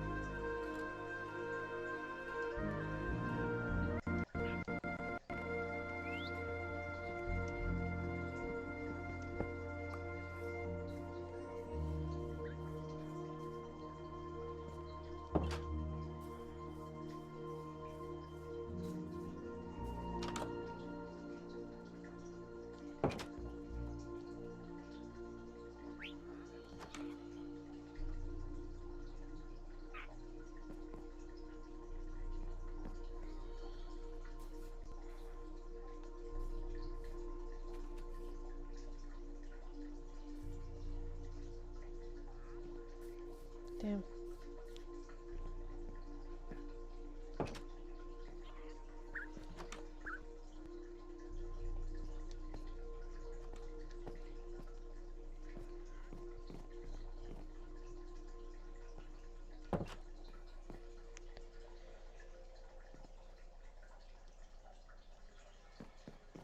I know it's getting dark. I know it is. They don't give me this much day. Not normally.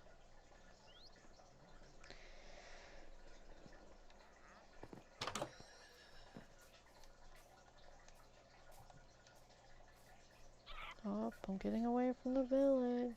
Oh. And the nightfall immediately. No! Oh, hey. I do got a little bit of time.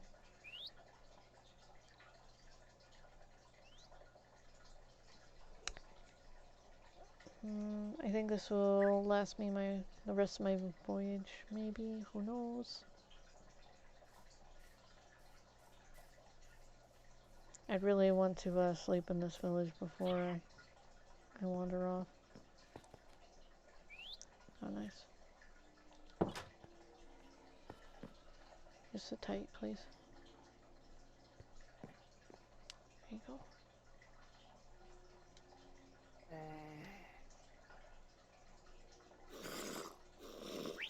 Oh, zombies nearby, huh?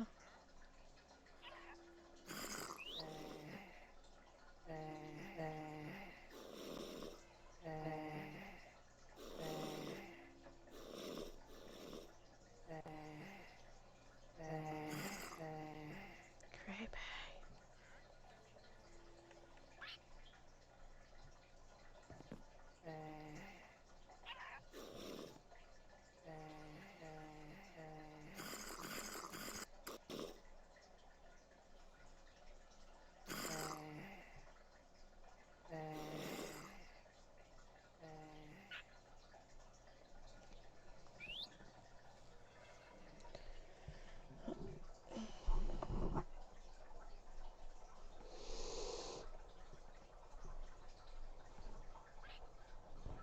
Sorry, I'm not trying to, what is that word?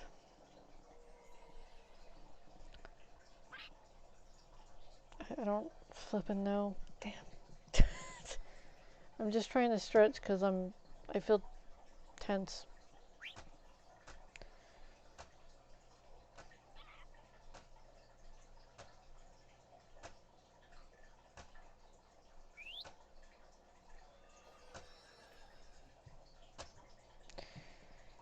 So,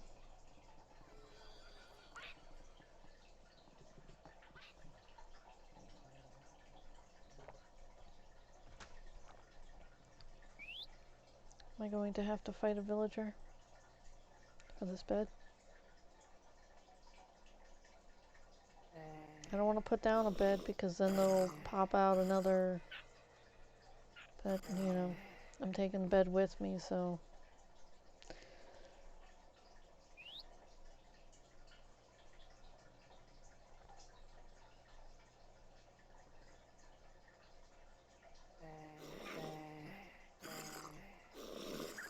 It's pretty sunset though.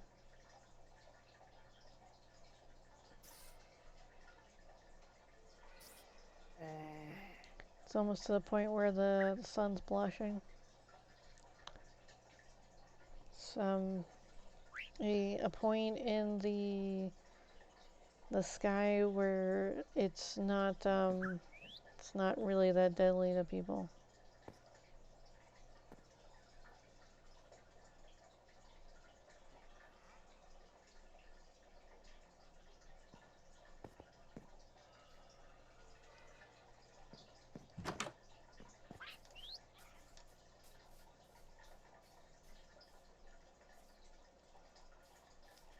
I don't know. Don't want to teach these villagers bad manners. Alright.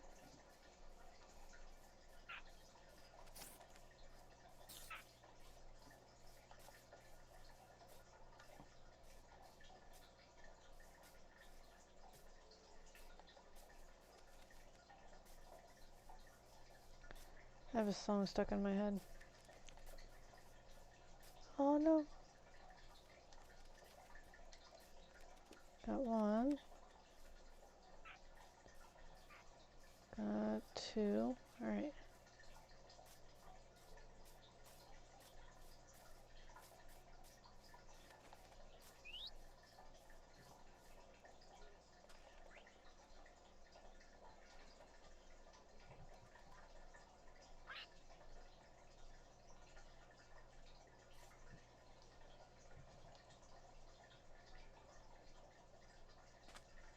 We got everybody.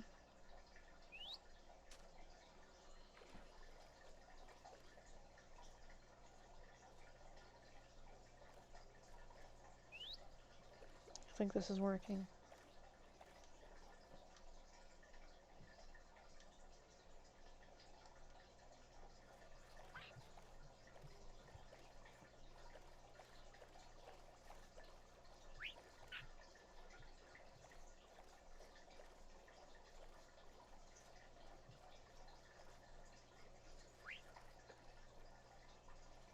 Wait, no, it's this way. Okay. We gotta get out on the open seas so that we can go down another, well, I guess it would be that way for Yins. That way to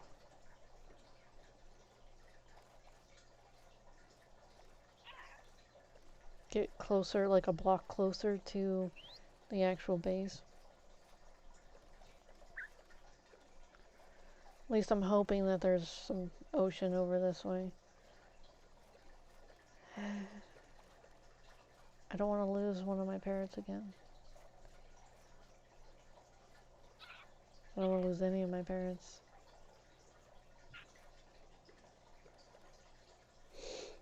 That was so sad.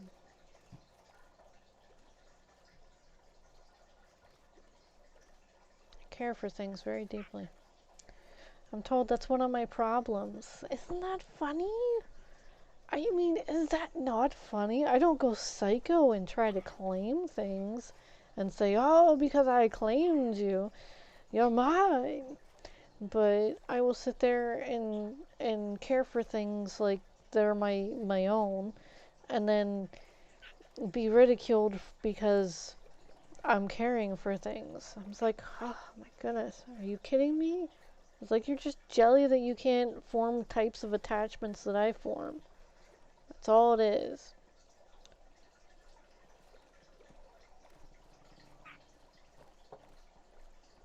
Which is weird because I'm prized for that, but yet it's a negative thing. I'm like, what? It's like, are you serious right now? So you want me for this, but yet you hate me for this. Okay? Okay. When you get that all sorted out, let's talk again, right? Ugh.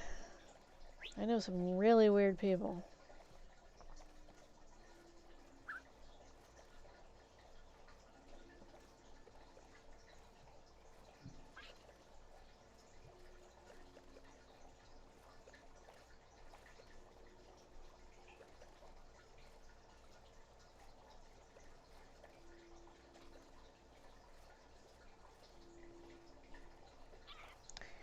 Just, I can't get over it. It boggles my mind, but yet it also it makes sense.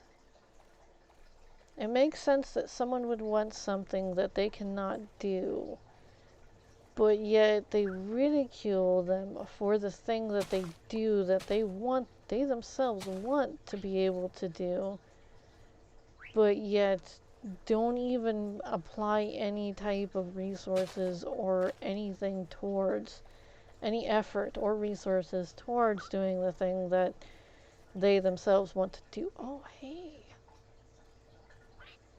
Is that one of my friends? No, that's just a flower. I got all excited for no reason. Flip. That was disappointing. But, yeah, it's just, I don't understand it. It's like, okay, yeah. It's like you want to be the best artist in the whole entire world. That's fantastic. What are you going to do about it? Nothing. But you want to be the best artist that anyone's ever seen. Yeah. Alright, well, who do you like? Oh, I don't like anybody. What artist inspired you to be this artist? Oh, I hate all artists. It's like, why? Why do you hate all artists? Oh, because it comes so easy to them. No, it doesn't. No, they work hard to be the people they are, and just like anyone else, they have their ups and downs, and they put in all the effort that they could put into their craft and or artistry. Because there are artists out there who are not artists at all, they're just musicians. But yet it's still under an art form. But yet these musicians don't write their own music, don't compose their own music, they just sing it. That's why the quotes. I mean, there's nothing wrong with singing someone else's song.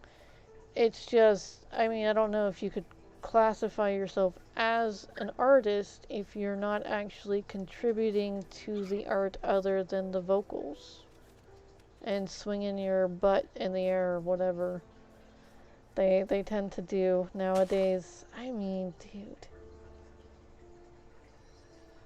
I can't even sometimes. Just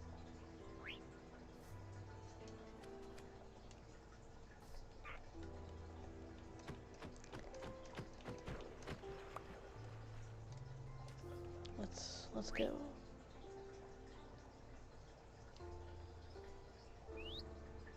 Ahoy! We still good? We got everybody? Good. Like, I did not make this game. I have no delusions or self-grandeur of I put any effort into this game other than exploring it. I've made a few biomes, yeah. But that doesn't mean I've made the whole game. Doesn't mean that I own the game. I am initially purchased the game or got it from free from the PlayStation app, but I do not own rights to the game. I am not going to change the game other than the aspects that the game will allow me to change. But I don't call myself a dev because I can move one block to another area. I'm not delusional, you know? So not only did I piss off possibly a lot of people who only sing and not, actually write, compose, make their own music, but people are starting to understand that, yeah. Damn, let me get this.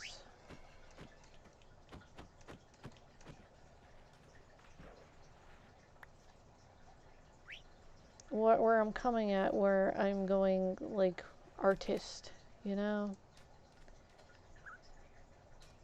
I don't know how most of these people have actually gotten as far as they have with no actual talent and have been just pulling in so much fame, fortune, resources when they have no talent to do so. It's kind of a mockery of all of the people who honestly do put effort and talent into their jobs, their artistry, their singing, their dancing, their what is that called? Their songwriting. Everything that they do is not enough, but then these people come around and then they have somewhat of a semblance of maybe a pleasable voice, and yet they're somehow idolized for this. It makes me giggle. It makes me giggle. I'm like, oh, okay, yeah. So people are going to go after these people. I don't mean like angry after, but expect things from them that they can't provide. And it's going to end up in a lot of, well, you gave me the wrong one kind of thing.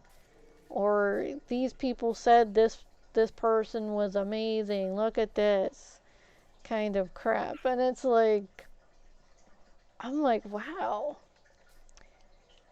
It's like people actually searching for talent are not going to find it in some places. Just saying.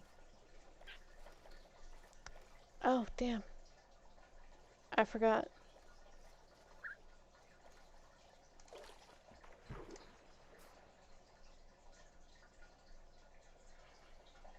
Where are they? Damn. Alright, let's go back.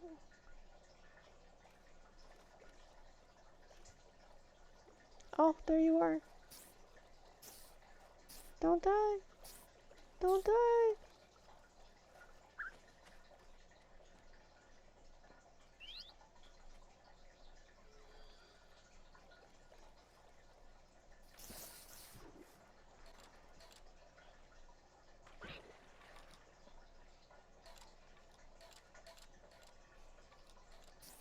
Damn it, can I not push this boat now?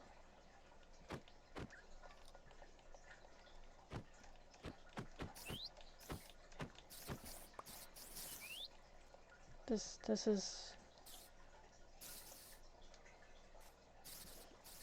What? Of course.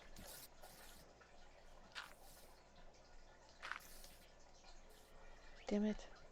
Now my birds are all flying everywhere.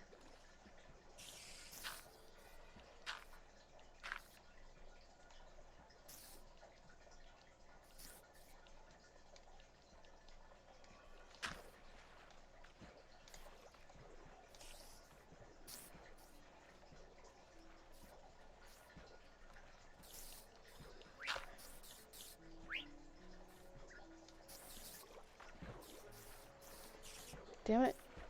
Alright.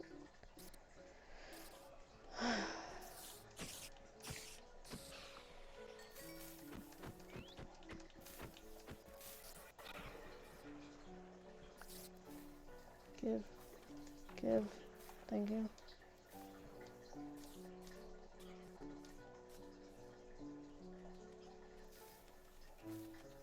Okay. You come here. You come here. I boat you. Should just go. Okay.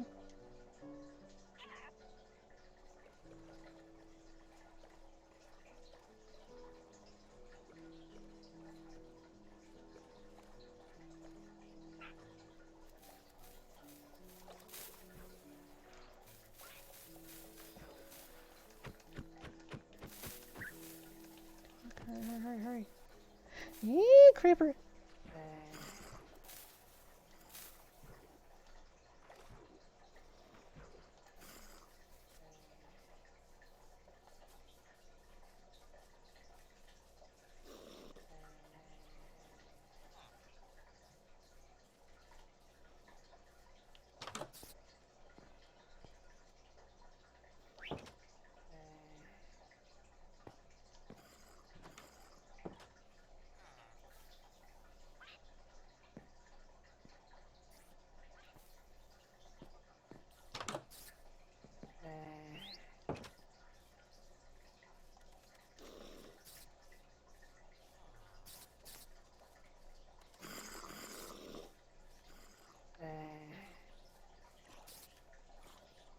Okay, I got 2 of them.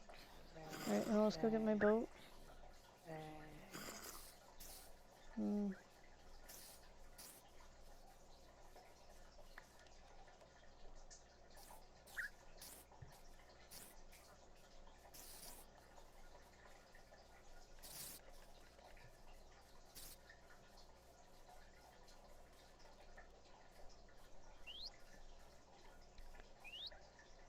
Okie dokie.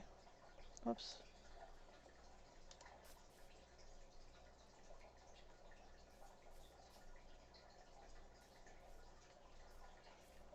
There you are.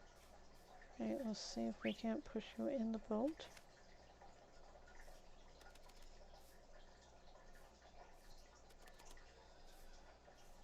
Yay! We got everybody else. Good.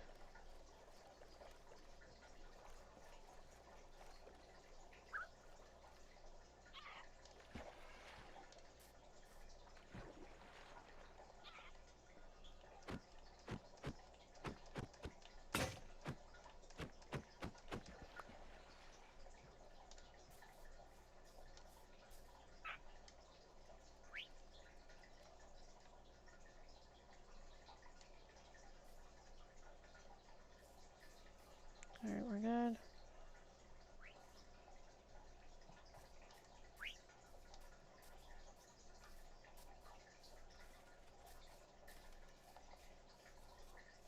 Oh, I'm missing one.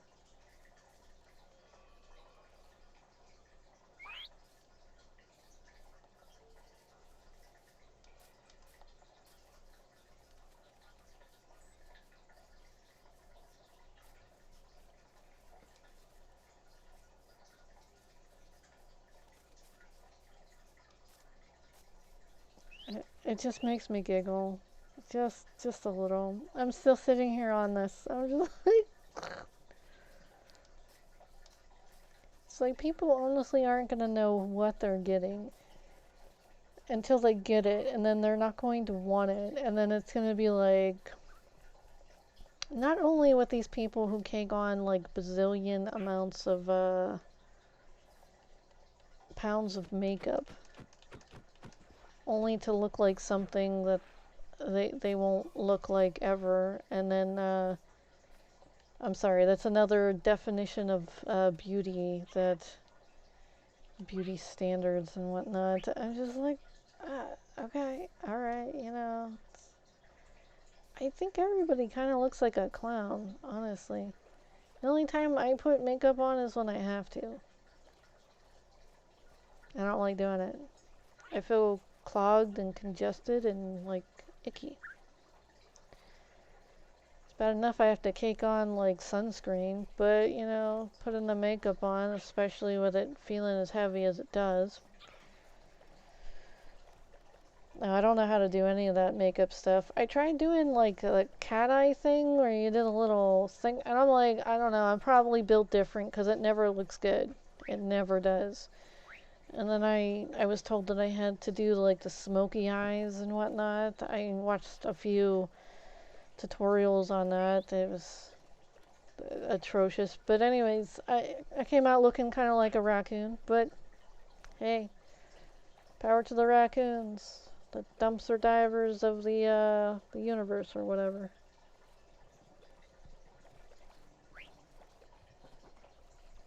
If there's food, they'll find it. People, yeah, that's them survivors. I mad appreciation for them. Now, them eating our food, it makes them like balloon animals, almost, you know. Same thing with bears. I mean, if you see what the effects are on wildlife, and then you look at some of the other people who can't take that kind of food, you know, just saying. Oh, that looks interesting. So we are in the second one over from this one. From our initial area. One up, two over from our base. One over. One or two. Flip. But I am digging that it's next to the water and I might be able to take some of the zombie villagers back. I have ideas. Anyways,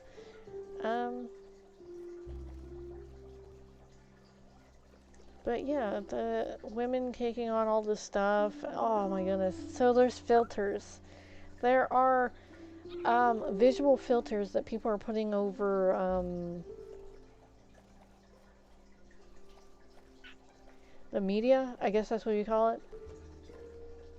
Over their videos and everything so that they look younger, more attractive. And I'm like, why is everybody so concerned about how they look? Shouldn't it be how concerned you are about how you act? Because it doesn't matter how you look. When you compare yourself to others, you're always going to either be higher up on their value meter or lower on their value meter. Oh, flip. I can't even get you. Damn. Alright, let's can we move further in here? Okay.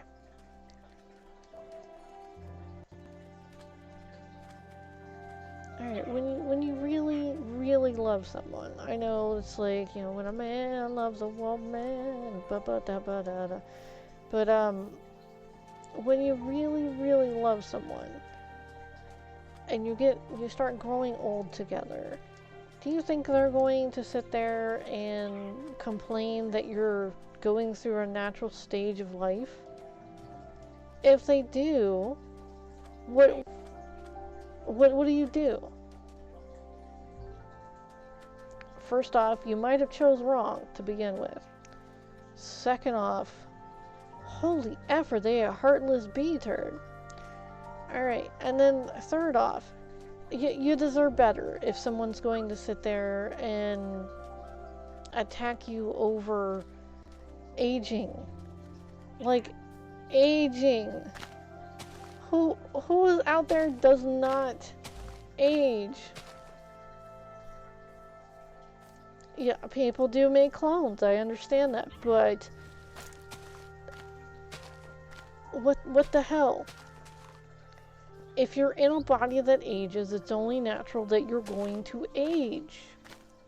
There's no ands or buts about it. It's nature, the regular degradation of your body. You're going through stages. You're learning how to survive. You're learning how to adapt to certain situations. And you're also learning that life is finite. your soul may go on, but unless you're able to take care of your form, you're not going to go on, you know? And if your soul's not worth a damn, that means that you're all in your vanity and crap. What the hell do you think's going on? What do you, how do you think they're sorting people? Dude. I mean, like, seriously. So, I love people who grow old together and they accept each other for who and what they are, okay? This is a magical, amazing thing, alright? When you're able to find someone you love and spend the rest of your flippin' lives with them without the concern of, oh, are they gonna stop loving me because I get crow's feet? Those are like wrinkles on the side of your eyes. I don't. It's just something that happens. The elasticity of the skin ends up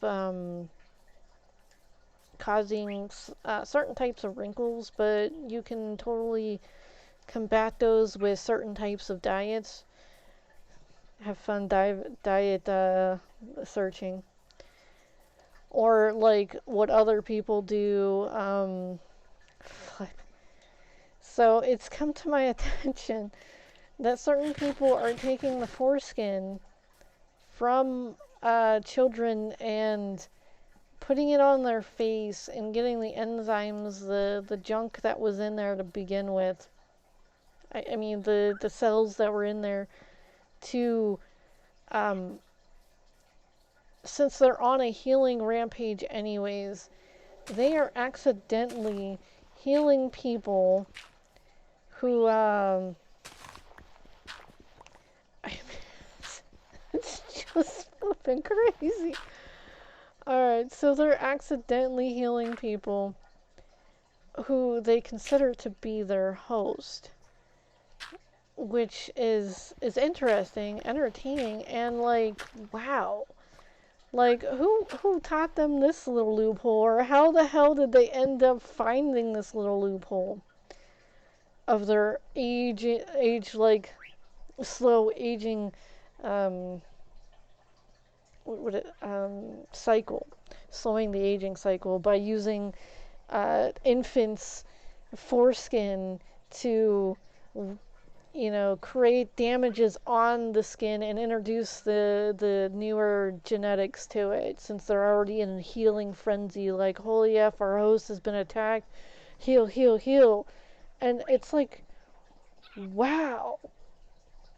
So, most of these actors and actresses have had little baby stuff on their faces, and oh yeah, they're totally gonna get in trouble for that. Holy F, are they gonna get in trouble for that?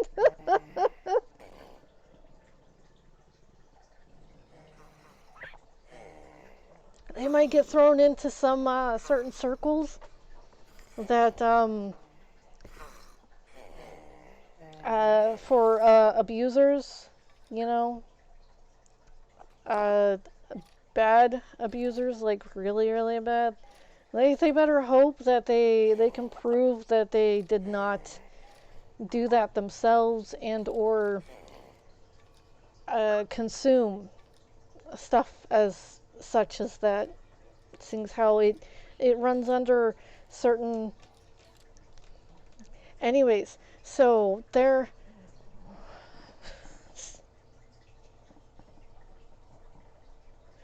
So, anyways, we're moving on from this because there's certain things that aren't meant to be spoken, and then there are things that can be spoken, and so have fun with that. So have fun.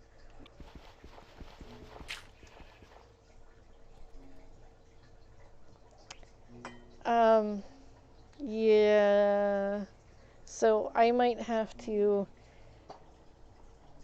pause it here so I can get a drink or something, just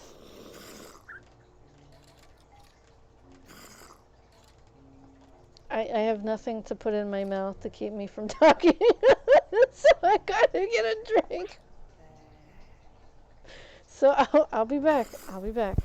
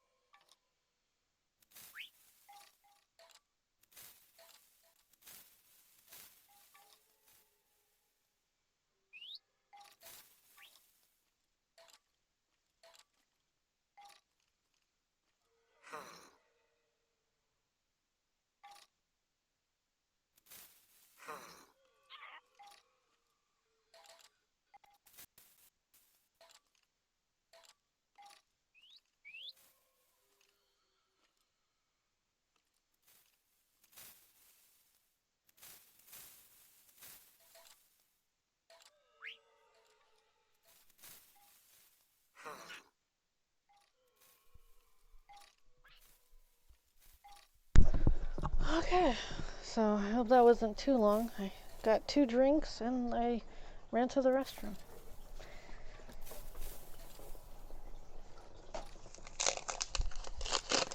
My 3rd cup of tea. It's been a doozy of a day, I tell you what.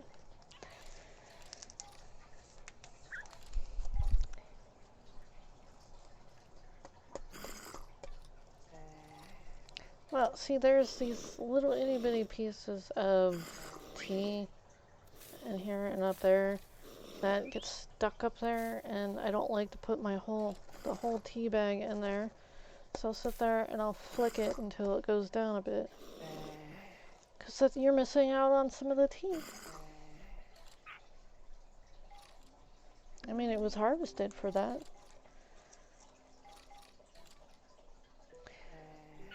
So, we can talk about the process of harvesting and the tea, and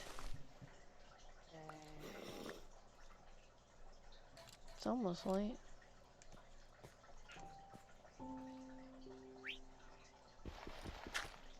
Oh, let's just... You are floating in air.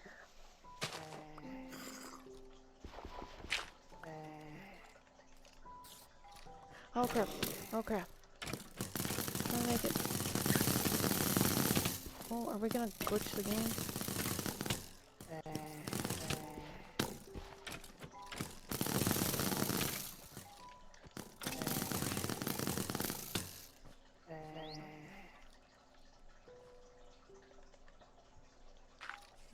Let's just wait till it fully gets sprayed out. Okay.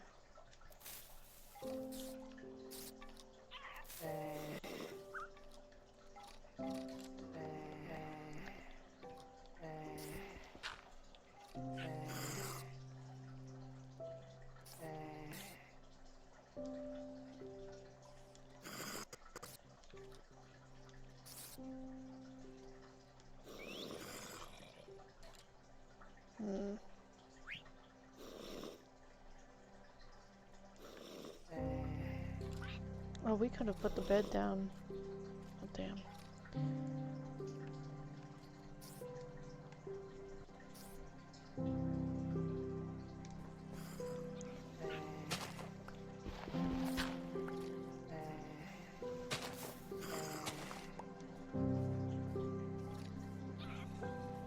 We good? Alright, so. Holy flip.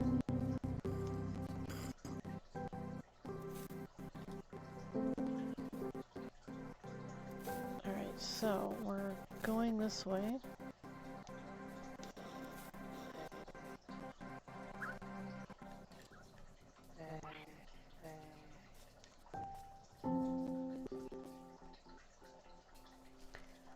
So, they grow tea. And then they harvest it, and then they... Whoops. They dry it out. And the process in which they are drying it out, they're trying to lock in the preservatives, not preservatives, what are those? Nutrients, and antioxidants, and whatnot in the tea, so whenever it has been diced and sliced to the point where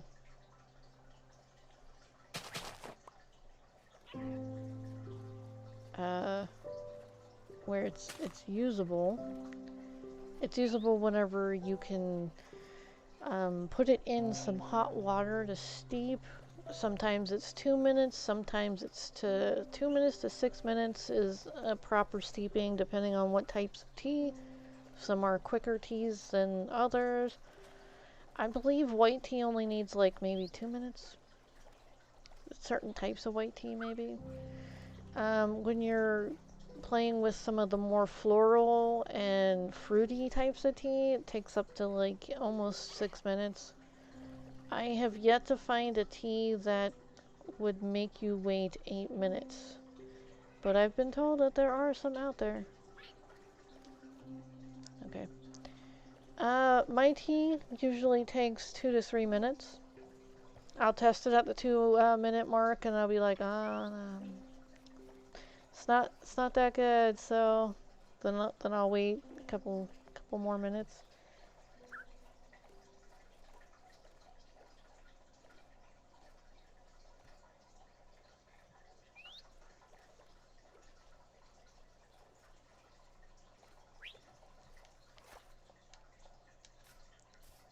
All right.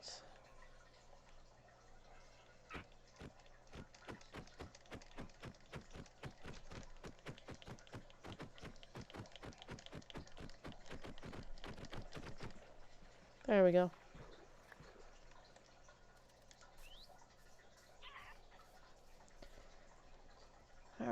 so now that we're in this range, we might be able to.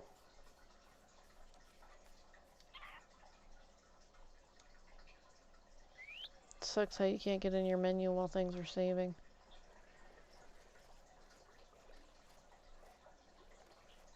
Usually saves like right before you pick something, well, as you pick something up, and then after you're putting something down, which is interesting. Aw, I figured you'd be in the air.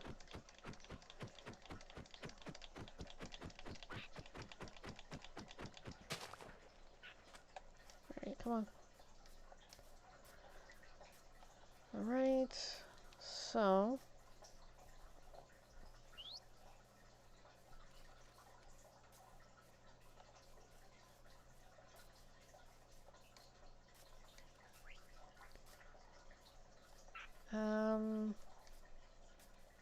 we can talk about the process of freeze drying something.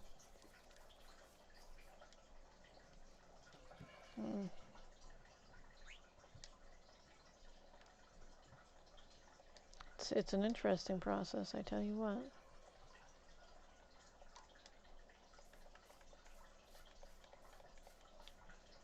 Okay, so as the I almost said victim. As the product that you're putting in, I don't freeze dry, people. Don't do it. It's not going to end well. And I mean, like, if they're dead, then go ahead and freeze dry them, and it takes away all the moisture and whatnot, and they preserve. The only way to pop them up, because there's a form of burial where people freeze dry people, and then they shake them to the point where they're little ice shard thing, meat flesh things. Even the bones will shatter like that too, because all the moisture has been sucked away or wicked away. But yeah, anyways, so freeze dry people, unless you're professional and it's not portrayed vegetable professional, don't do it. Don't do it. And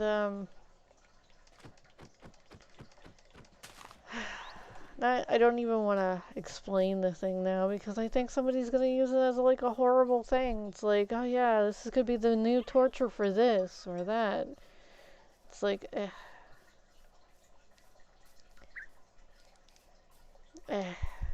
Anyways, you put the product, whether it be candy, vegetables, it's usually a food product you put in there, because something you need to take the moisture out of as it freezes.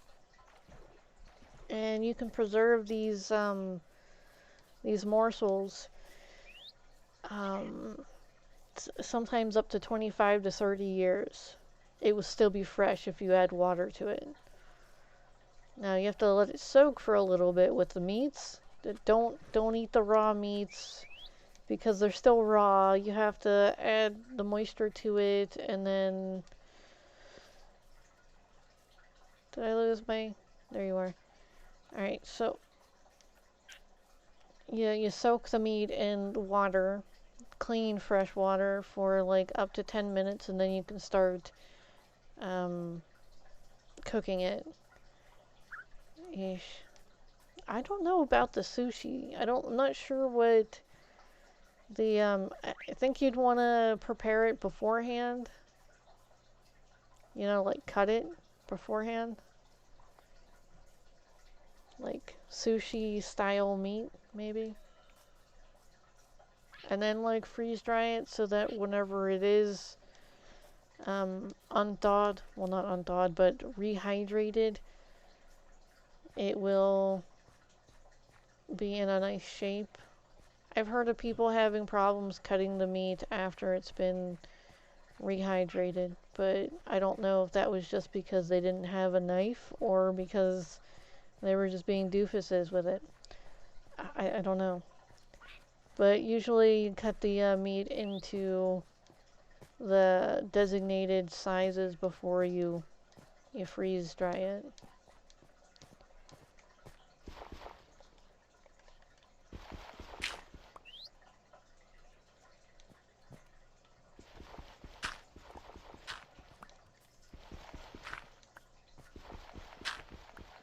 I've jerkied things before. I've also smoked things over a campfire, which was fun. Takes forever to like smoke cook something. I think they call it a cold smoke. It's where you just let the smoke hit the meat. I've never smoked anything other than meat, but it was interesting. It takes a while though. It makes a type of jerky like thing, and it's cooked. It's totally cooked.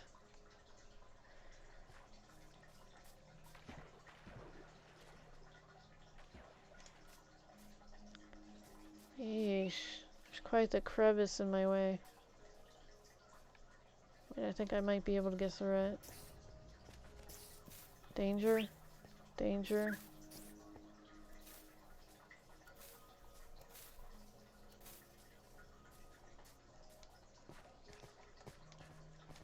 Alright, around the crevice we go.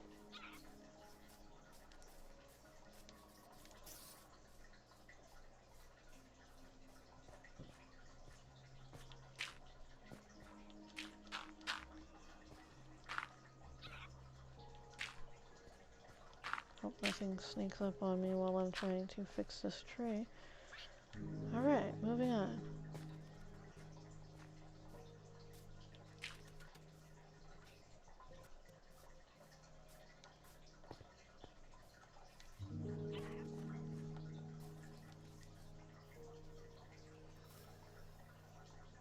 Oh. Alright, let's go.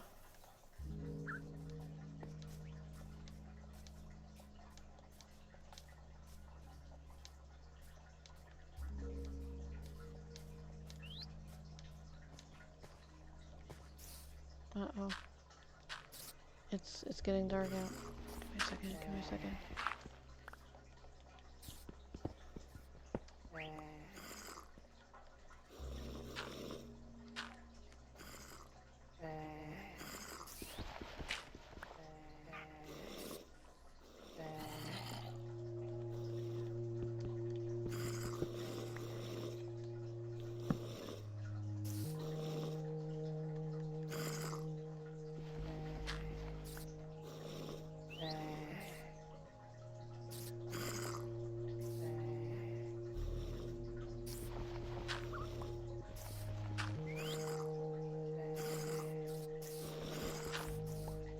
Oh, there you are. Come here. Come in here. Damn, this is gonna suck.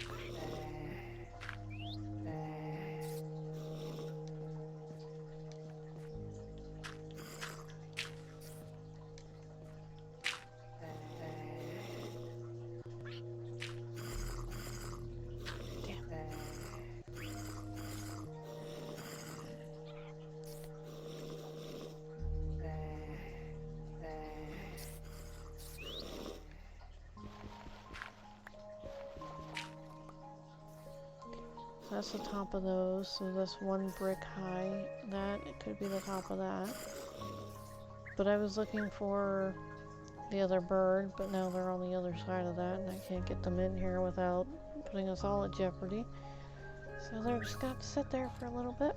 It's just a little bit.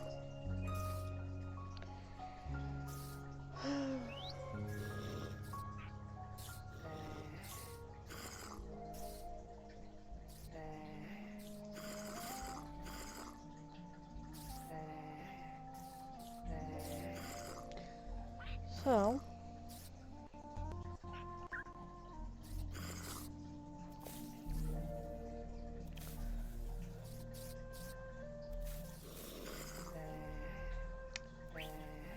trying to think of other things to talk about.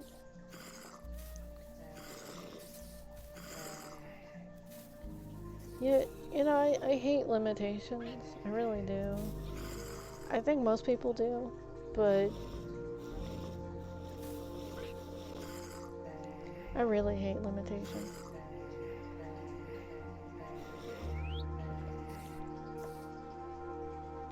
Because when you know what you can do,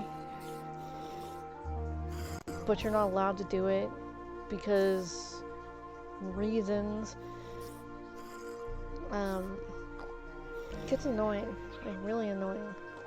There's safety reasons, which are totally okay, but then there are safety reasons where you're not allowed to do the same thing as everyone else can do because you're in another category or something, and people are either. Anyways, it's stupid. It's really stupid.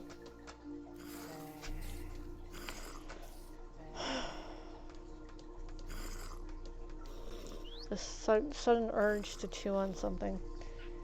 Like, I have bubble gum, but it's back there somewhere. It's not gonna keep me from talking. But yeah.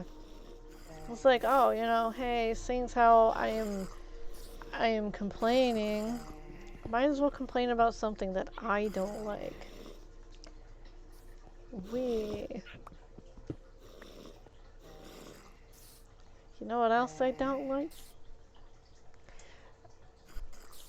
So, when someone steals a cover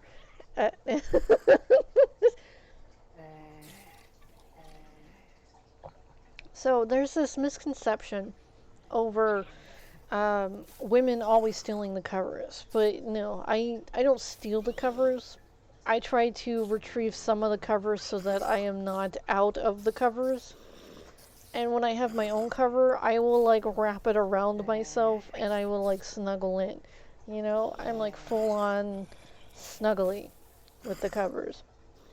Now, whenever someone else is sleeping in the bed with you, whether it be like a brother or sister or like an animal or whatever, oh yeah, I've had my half brother and half sister, you know, jump in bed with me because there was a thunderstorm and they were freaking out, and I was like, all right, whatever, just come on, and we sleep back to back or whatever, you know, side to back. So, you know, when like someone's sleeping on their back and then someone is like sleeping away from them and their back is touching your side. Yeah, I've also had to share a tent with my half sister. She likes to snuggle. I don't. I didn't. I didn't like to snuggle. Not with her, at least. So. She would put her sweaty hands and her sweaty feet against me. Ugh. I'm sorry. No. It's like, I don't even like you like that way, and you're, ugh, no, ew. Her feet and hands sweat all the flippin' time, though. There's not a time when they're not sweating. It's like, flip. I'm sure there are, like, little minutes of a day where her sweat glands are taking a break, like, woo, that was quite the day. You know how much moisture we got out of her today? But, you know, who knows? Who knows? But she had this thing where she wanted, like, while she was sleeping, to put her hand over across you and either put her wet hand on your face or on your arm somewhere exposed. And then it's like, you know, get it away. Ew. But anyways, I don't know how Jason does it. But, you know, just now I had to go through the same thing. Yeah, but, other than that, I don't really have a problem. I know when, like, it's hot, people sweat on their bodies and everything. Yeah, I occasionally sweat. Like, my hands right now are cold. It feels nice. My face is all flushed because I'm continuously talking, and I'm drinking some nice warm tea, and the radiation coming off the television and the computer combined is giving me a nice little tan. I'm sorry, burn.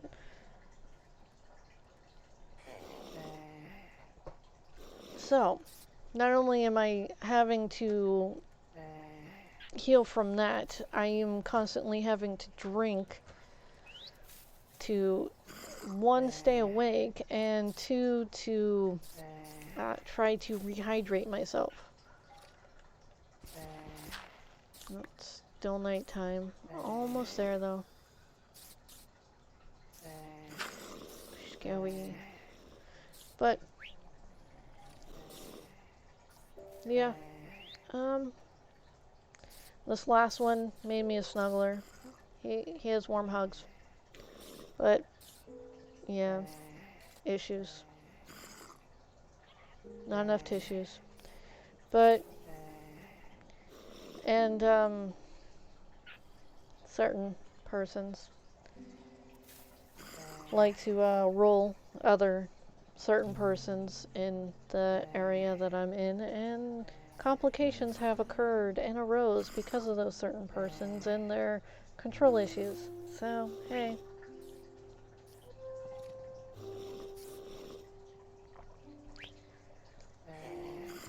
And so when I even display the slightest little agitation towards something, I am the most horrible person in the face of existence, I swear.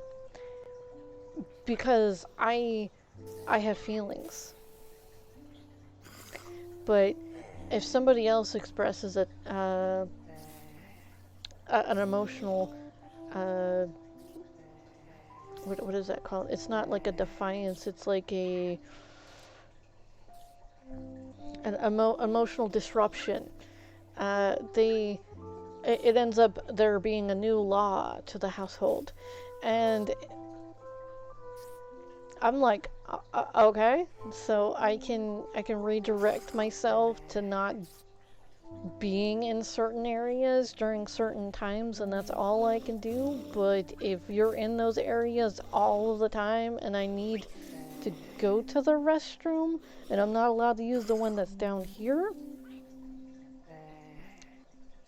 what the hell do you expect me to do? It's like, I can piss on the floor. I really can. Dude, I have no qualms with that. I'll even clean it up. But, you know, if you... Dude, I don't understand how not to exist in a place that I'm supposed to be and for a few more days, or at least like a week, maybe more, who knows, and not run into certain people. It's not like I'm allowed to go anywhere. Anyways. But there are rules that end up coming into the mix, which are only applied towards and no one else. And I'm like, God. Wow.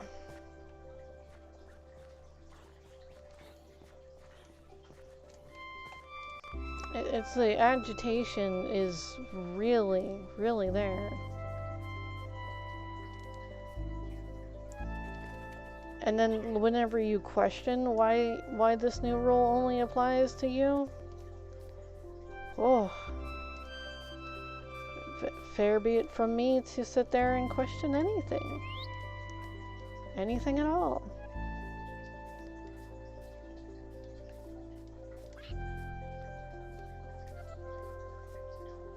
I'm just supposed to sit here and look the way I am and not have any opinions or anything or any type of dilemma, because my life has been roses and sunshine and butterflies and what is the other unicorns and cotton candy and all kinds of magically amazing things, because I have had a free pass my whole entire life, because I am essentially a part of something that is bigger than me or whatever, I'm like, oh yeah, well, free pass. Okay, well here, let me tell you some of my complaints of my life so far. You know, it's like, all right, okay, so you've been through one thing. I was like, I'm not one of those who like to compare, but if that's your only story and the only time anything has ever gone wrong or bad in your life, dude, you gotta be like thanking whoever helped you out of that situation, because like, damn, I've gone through quite a lot too, and I'm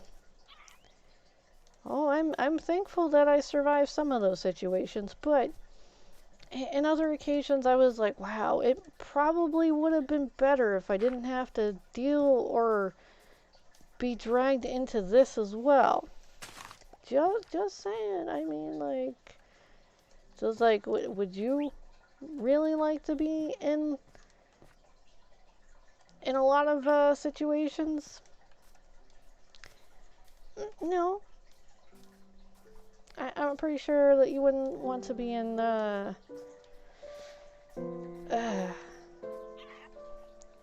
stuff that I can't discuss right now. But rules that only apply to me or whatever. I hate them. But anyways, so, and then there are rules that apply to others that I still have to follow. And then there are so many other flippin' people out there who have no rules on them whatsoever, and they can do pretty much whatever the flip they want to without any damn consequences, and that does irk me a little bit. And then there are those who think that they can, but are just being primed for other things. Do I have... Ooh, flip. Ah!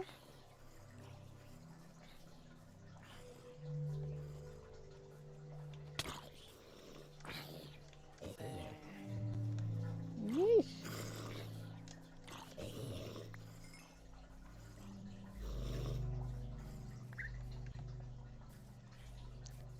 Where's the red one? Oh, there you are. Okay, let's go. Alright, so. Oh, I think we're getting close, because I know I'm surrounded by a bunch of ice around my area. Yeah, I'm not going to be able to bring one of those people over this way. Those desert people. Atrocious, I tell you.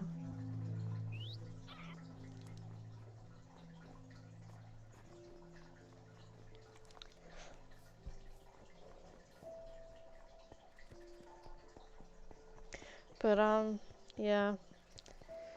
Misconceptions of covers. Males still covers too.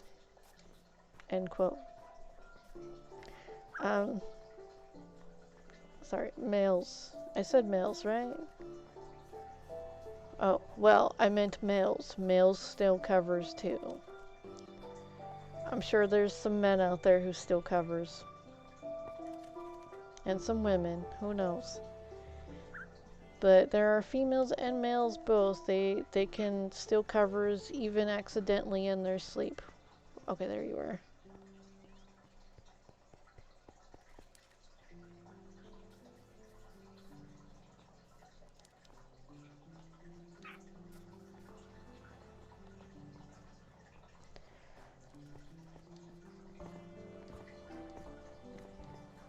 So, not only am I not allowed to eat in certain places.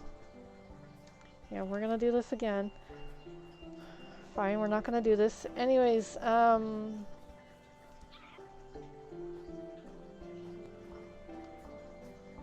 swear I annoy people. I really do. Well, I'm trying this time. So anyways, I'm sorry. Probably looks like I'm going insane. But, we're trying here. We're trying to be annoying. We as in the royal we this time. Oh yeah, I've decided to dub myself royal. Just so I can get into a certain spectrum of people. So anyways, let's move up.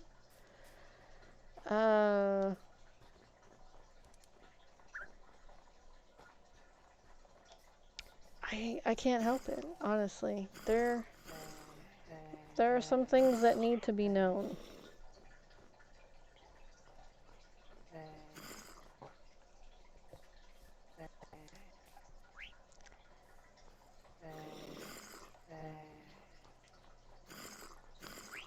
So, apparently people are trying to sort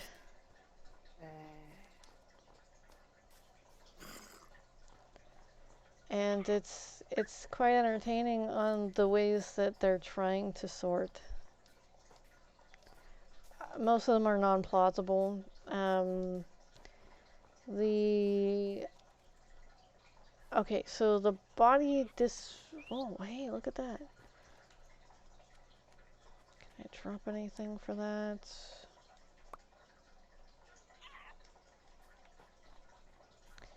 So the body disfiguration for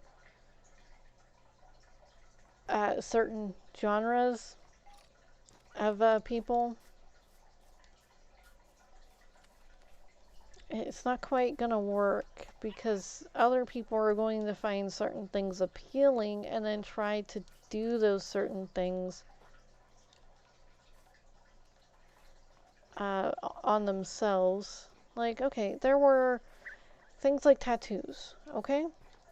Now, only certain people got these tattoos, and then it ended up like sailors and pirates and all these the degenerates only got tattoos and blah blah blah blah blah until people started seeing that it was another form of art to put on your body that you thoroughly enjoyed. So then other people started putting beautiful works of art on their bodies. Where is...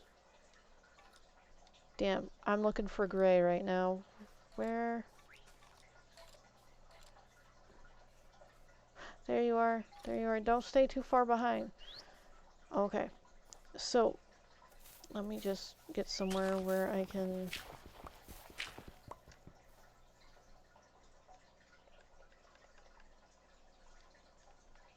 Damn.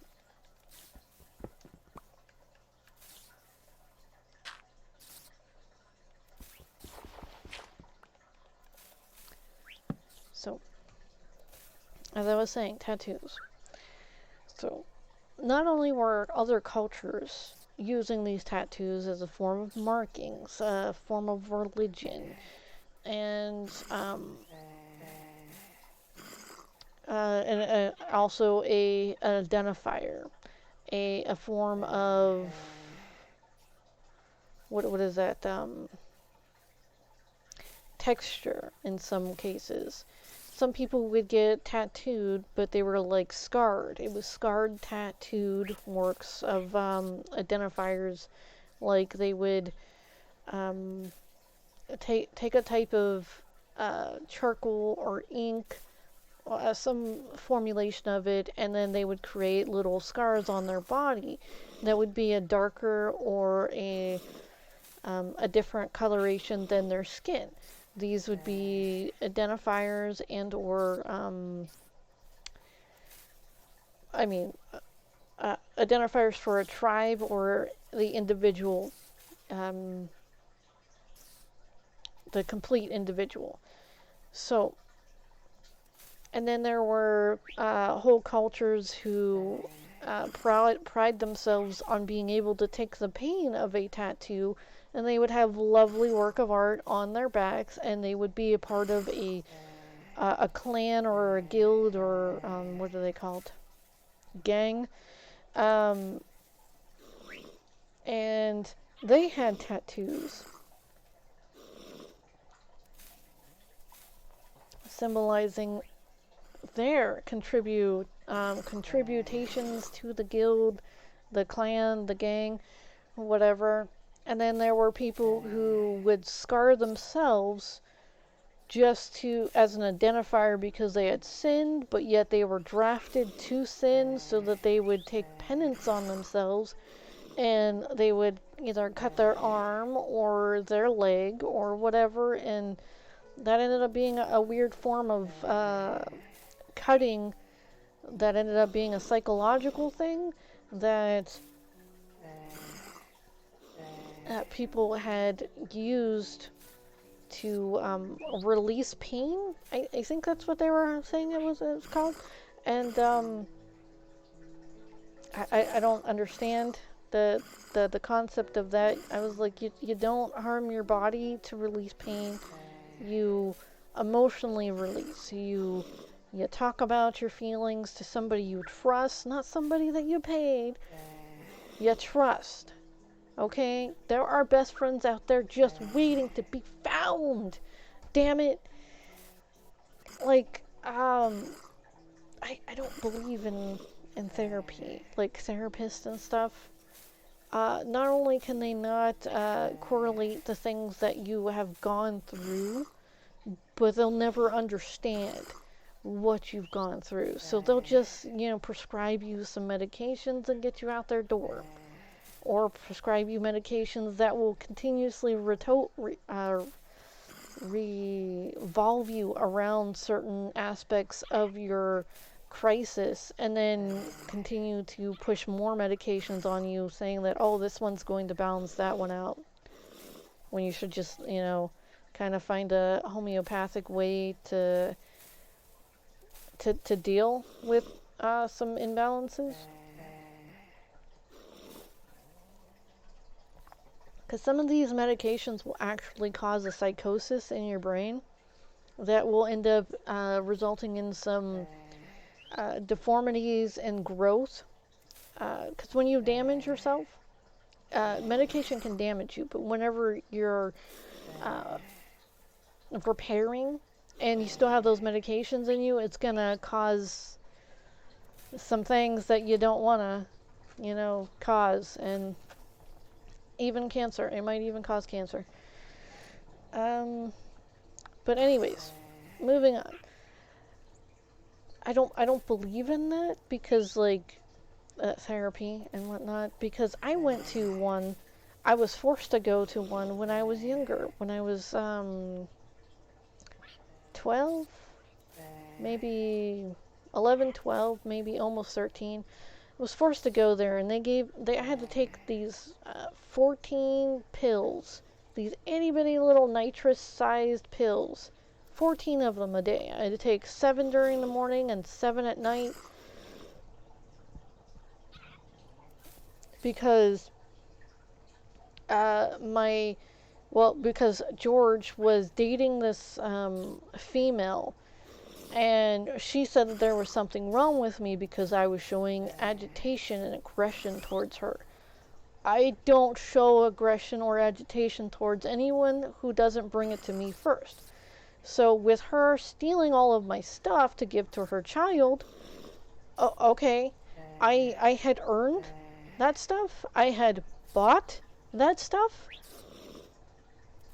And it was being given to a 4-year-old who not only disrespected everyone in the house, but acted like she owned everyone and everything. I'm like, okay, 4-year-old. Got it. She's spoiled. Got it. It's like, this is mine now. No, it's not, hon. No, it's not. And that was the problem. That was my aggression. No, it's not. All right. So, whenever they decided to have a birthday, actually on my birthday, because most of the time my birthday was forgotten up to 7 to 8 days, and then there was a birthday sometimes. occasionally because, hey, times are tough and money's short and we only have enough presents for Christmas and whatnot. So it's like, okay, I understand. I just like, dude, one of these Christmas presents could be my present. Dude, you know, no, no, it doesn't work like that. And so Barb, she ends up saying that we're going to have a pizza party on this day. I was like, oh, my birthday. And she's like, what? No, it's not. And I was like, yeah, it is. I was like, I kind of know where my birthday is. I mean, it comes around every year. It's kind of hard to miss. I was born on this day. But, no. Almost daylight.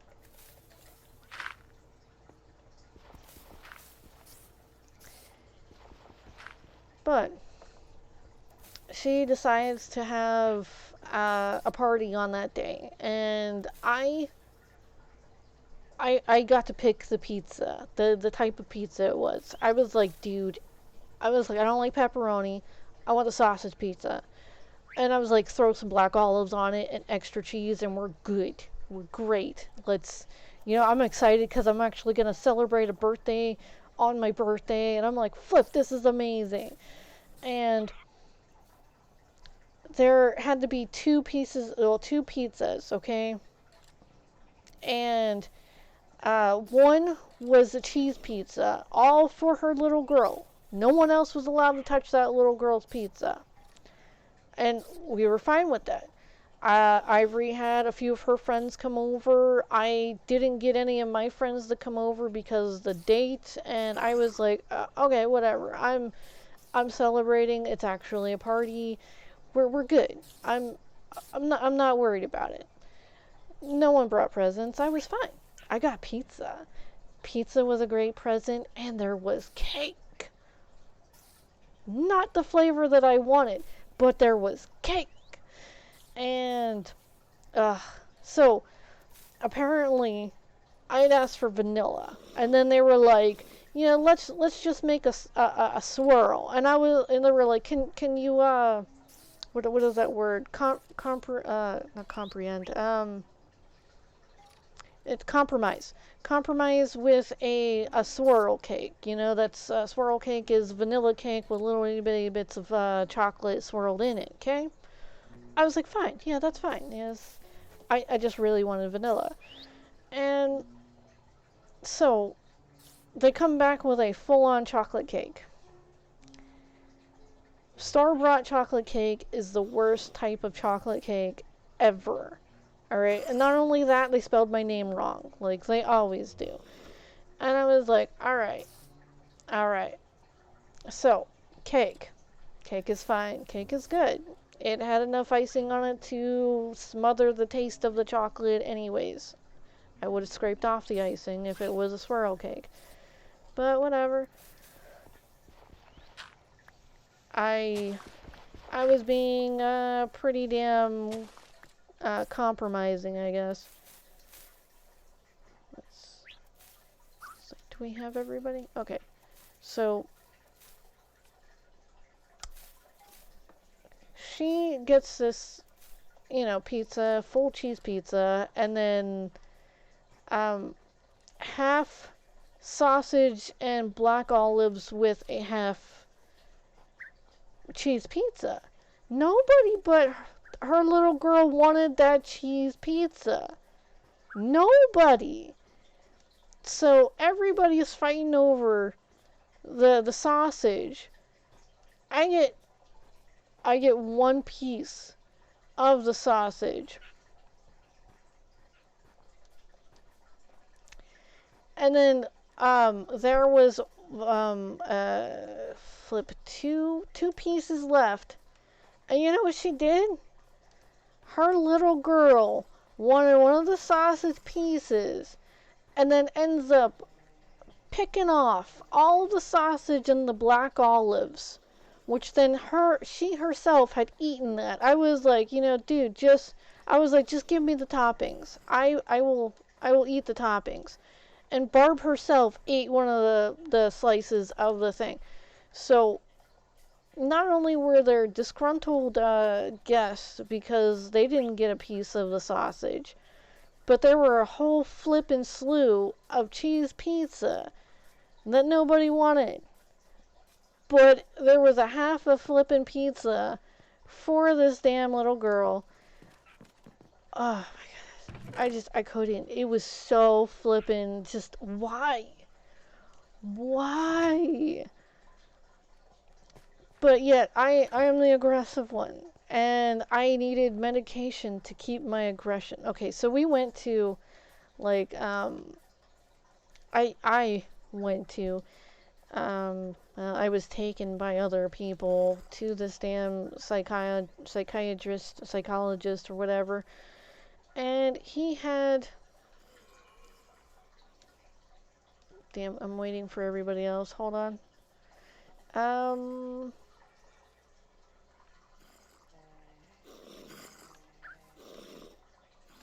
Okay. Hey Coco, love you. Uh, when I was youngling, so I think maybe 11, 12, or 13, just a smidge of. I had to take this damn medication for months on end, and coming off of it was awful, awful, I tell you. So went to this male psychologist, and he was like, "There's nothing wrong with you. You're an intelligent little child, and instead of like harassing you, they should be nurturing you." And I was like, thank you very much. And then uh, this other male, I had to go to after that because that didn't make somebody pretty happy. Learning that I was just an intelligent little child and that they should stop harassing me. I was not being impossible. I was not being aggressive to anyone other than the people being aggressive towards me. I am pretty damn passive. I protect myself, and that's all I do. I protect myself and the ones I love. Alright? Not a problem. But it wasn't good enough for someone, so then we had to go to another one, which then sat there and talked to me for like a good hour and a half, and then he was like, "Wow, it sounds like she's a gold digger," and at the time I had no idea what the hell a gold digger was, and he was like, "Wow," he's like, "Hold on, let me talk to your parents," and I was like, "Oh," I was like, "All right," and then he talked to them, and he said that he was happy to have met me, and then he said that he wasn't going to be my psychiatrist, and I was like, okay, whatever, or therapist, and I'm like, okay, well, I guess we're done with this meddling some. Holy flip. And no, it wasn't good enough. We went to a female next, and she ended up smoking in her office when it said clearly not to smoke in the building. It said clearly not to smoke in the premises, and there were even signs on her door saying no smoking. I was just like, are you supposed to be smoking in here? And she's like standing on her desk to sit there and take the little fire detector, smoke detector, that's what they're called, out and unplug it from the little wall that she had it on. And she's like, "No, but we can keep this secret between us." And I was like, well, I had mentioned that secondhand smoke was the leading cause of certain things, and that I learned in school that secondhand smoke, it can cause lung cancer and whatnot into developing children. And I was like, are are you willing to stunt my development so that you can get a fix? And she didn't appreciate that. She really didn't appreciate that.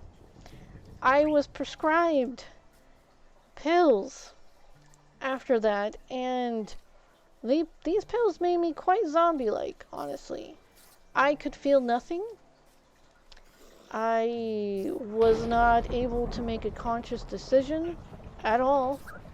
And I was always tired and super drained. I mean, holy F. So, as people sat there and harassed me over this and that, I ended up not being able to make a cognitive decision, and I would just sit there and take the the strife and the agitation and not know exactly what to do about it. So that was aggravating. Oh damn. Alright, getting hit knocks them off. Got it. Come here, birdies. Come here. I got one. Holy flip.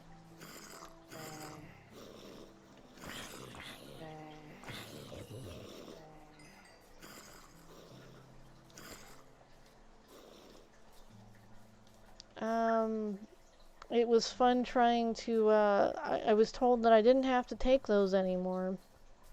Because I told them, like, George and Barb, that how I felt on it.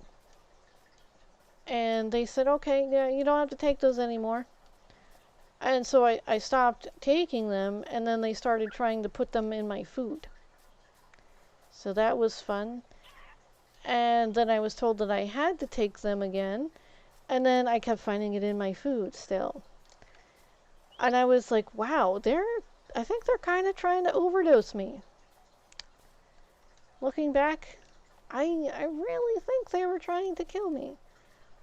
It's just speculation, honestly, but I kind of feel like they were. And then after that, I found out that I wasn't even related to George, even in the slightest bit. And that I had a biological father out there somewhere. And that he knew about me, but there's no telling what he would do. And it's like, okay. I'm like, wow, am I going to be assassinated just for being part of someone's bloodline? Wow, that would suck. But, yeah, that's the kind of world we live in, huh?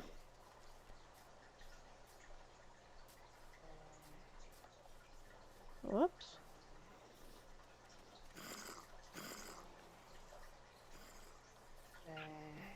Holy flip.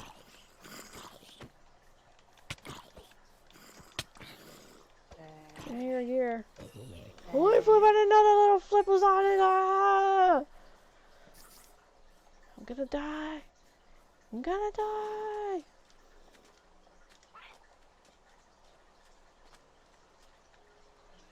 Okay. Just gonna dig a hole.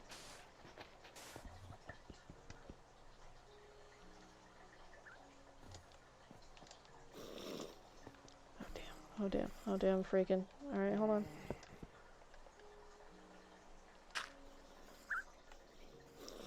Can't quite make a torch. There we go. Oh, we're lit a little bit. So, the fun times about that.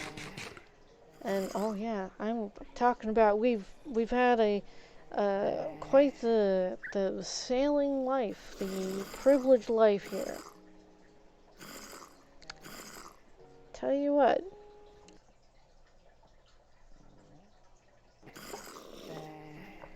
Oh, And they even tried to put me in a what is that thing called? A not a boarding school, but that little school where you send troubled youth to um, get not well like get better, correcting them or something like that. It's pretty much like a military kind of camp, boot camp kind of thing, but they I packed my bag because first they said that I was going to go live with my biological father. I'm like, fine, sure. I packed my clothes. And my picture of my mother because she's my biological mother, and I did love her while she was alive. I just didn't want to be touched, and I packed it all up and I put it on my backpack, and I was like, all right, let's do this. So we get in front of this facility, and Barb is like, you're gonna learn how to treat adults and blah blah blah. And I was like, okay. I was like, oh, I thought we were going to you know, my biological father's house, and you're just gonna drop me off, and I was gonna have to deal with it, whatever. And I was like, but this is fine too. At least I get away from you. And she got livid in the car, super flippin' livid. And George is like, if I drop you off, I'm not coming back for you. And I was like, that's fine. And yeah, the 13-year-old, 12, 13-year-old, like, yeah, I'm good. Let's do this. I was like, where do I sign up? Let's go. I was like, I'm done. I'm done. Let's part ways. And then Barb goes on about how I was too, this place was too good for me, and how I don't even deserve this place. And I was like, dude, just let's go. I was like, where do I sign up? Do I have to, put consent into this? Or, what? So, not only was I packed to go, ready to leave, I had a couple bucks on me because I was still delivering papers at that time, so I had packed all my money. I was going to Ferret at like 12, 13, and they didn't. They wouldn't. It was like, no, this is too good for her. And I was like, wow. I sat there and I told her she was like the worst person that I have ever met. And this was when they were just still dating. And that not only would I be happy to be as far away from her and the rest of that I would legit, I'd be singing as they told me to do push-ups. I'd be flippin' singing as they told me to run around this crap. I was like, this would be a vacation compared to what I've been living through. And so George put the car in gear, and then we left. And I was like, what the hell? And I guess it was a bluff. I'm pretty sure it could have been a bluff, but I was just like, what the flip? I was like, dude. It was like, I was ready. I was ready to leave. I was like, why do you think I save? I'm saving to go so that I don't have to be there. But I had to continue doing all the chores, well, mostly all the chores, and cooking and cleaning and taking care of the animals because nobody else would want to take care of them. And then I told him flat out whenever we started living with Barb after they got married. Where I was under her house and her rules, which were atrocious too. So, get this. I was the first one to have to take a bath, okay? But I don't get into the bathtub until the water's all the way up to the level where I can actually get in and enjoy it, okay? Well, everyone else in the house had to take a bath after me. And I'm like, wait a minute, because the first time I took a bath and I plugged the water and it was draining out. I got yelled at out the wazoo and told that um, the water is too expensive and blah blah blah blah, and that everybody needed to share bath water. And I was like, but everybody's not allergic to the soap, you know, because they were using different types of soap. I was allergic to that. And then, like, I think, was it Ivory or Trevor that had a sensitivity towards something I had a huge sensitivity towards? And so it was me first with, I had like this, I'm not trying to drop names for soap companies, but it was Ivory. Yeah, ironic, right? It was a softer soap type of company. Dove, I was allergic to. Still am. Zest, I'm allergic to. Irish Springs, I'm allergic to. I can't use those. I can't use Gain. Can't. I'm rashy all over. It's like, yeah, I'm legit telling everybody how to torture me right now because these things I'm allergic to. Like, holy F. And, dude, it it's just like one of those whole no situations. Like, she had everybody in the same bathwater. I was like, not only is that very unhygienic, my dirt's gonna be on everybody. The next one to take a bath, they're gonna get my dirt and add their dirt to it. And then all the way till the water was like a lukewarm.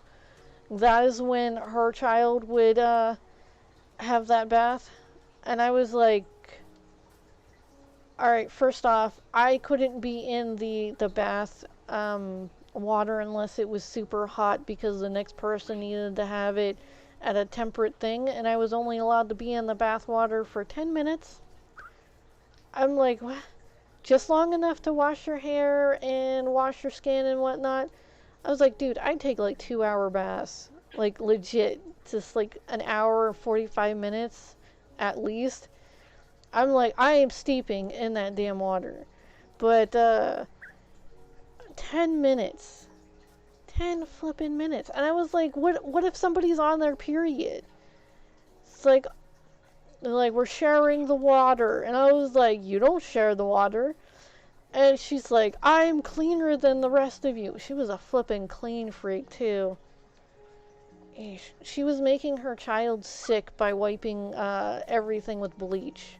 This wasn't like cut bleach. This was like pure on bleach. She would spritz bleach on the counters, on the table.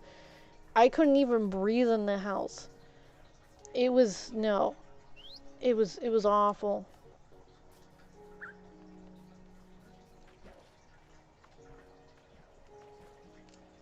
Ugh. I still have nightmares of that place. Oh flip! I forgot. I gotta get my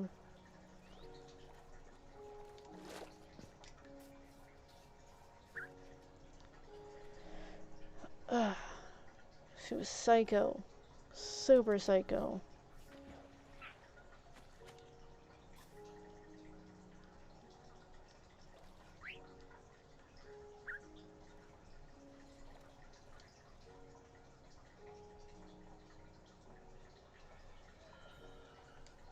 Alright. I think my house is just over this ridge. I'm not sure.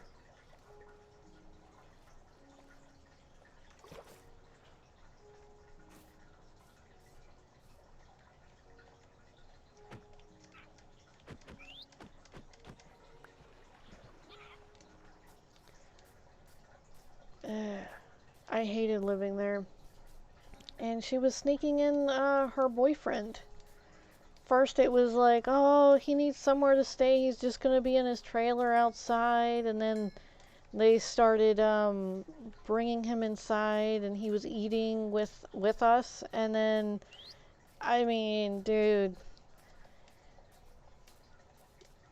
when George wasn't home, he was eating at the table like he was the man of the house, whereas George was actually paying for everything. And it was like, wow. And I told George about this, and he didn't believe me. And then I also... Oh, hey, there you are.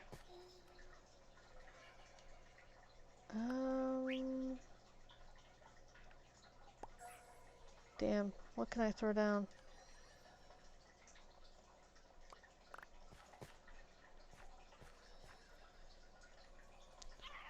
Okay, so he had he would come in after George would leave. Like, this was like early in the morning, because George would go out and do newspapers. It was one of the only things he could do in the car, whereas and still get paid the SSDI kind of stuff. He was disabled. He couldn't lift things. He couldn't do things. He, you know, he was pretty broken in certain situations. I didn't hold that against him. He did what he had to do.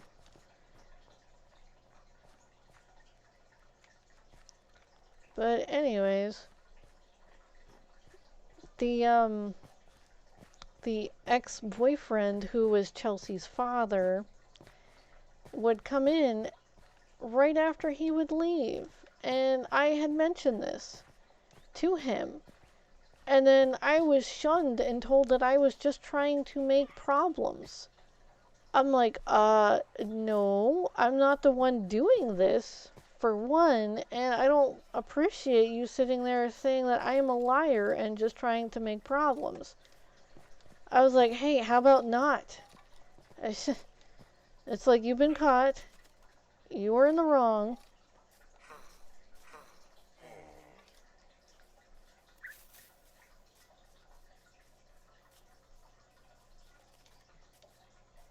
Alright, let's see. Where to put them, though?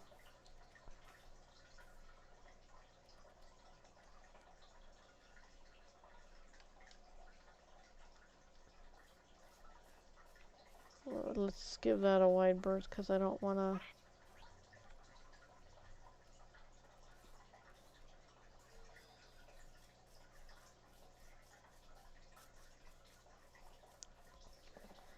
So I do have seeds here. Let's see if we can get any other variants to spring up.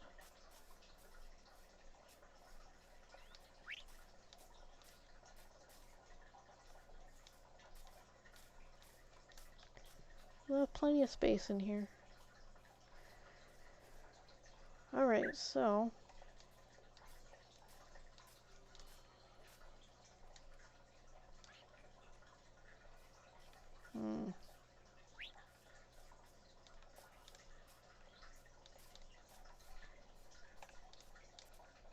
But yeah, they ended up getting a divorce and whatnot. And I was blamed for it, and I was like, oh, okay, whatever. And I was told by somebody who wasn't even my family that I should not have gotten involved. I was like, what the hell are you talking about? Can I not feed you this? I guess I need beetroot seed. Alright, well, let me check this out. And I was like, so you'd rather me had... There was like, it was not your place to sit there and interfere. And I was like, so you'd rather me sit there and allow George, even though I knew he wasn't my father, to sit there and find out the... I mean, like, dude. It's like, first off, that's kind of really... kind of messed up.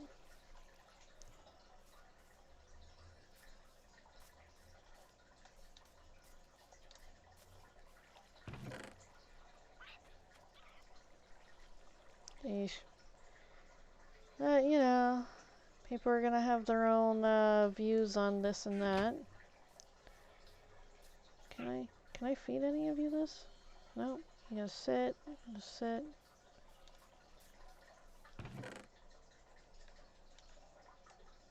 Was that melon seeds that I need?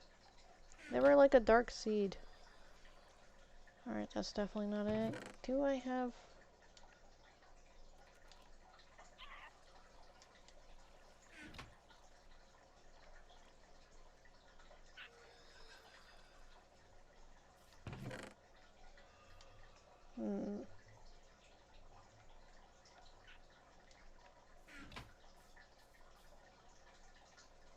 Where'd everybody go?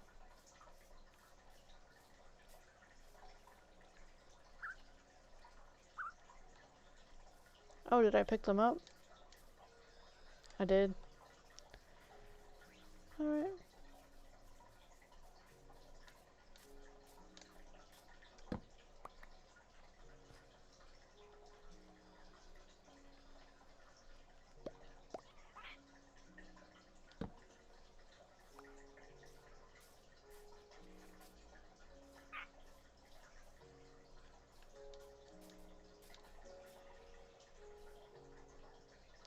I don't think it's pumpkin seeds. What other seeds are there out there? I might have to look that up again.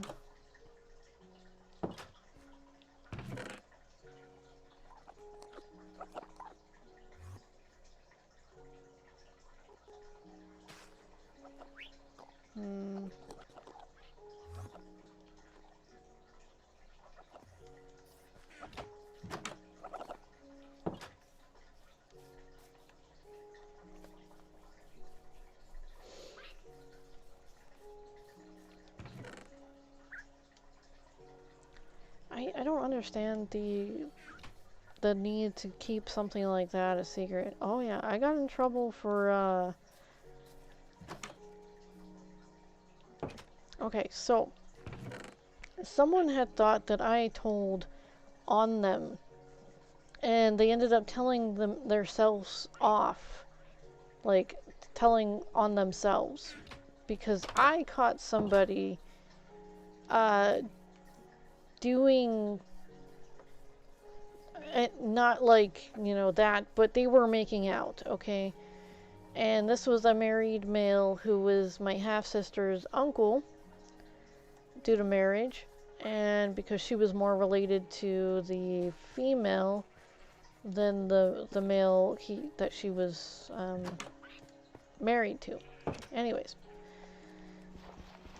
he was cheating on his wife, and he thought that I told on them, and he ended up telling on himself because he had asked to be able to tell her himself. And I was like, you got a week, and if you haven't, I am going to.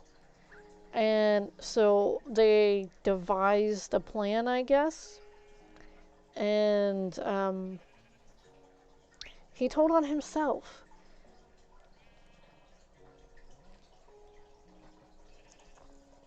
And I was there when it happened, and apparently some of the kids knew.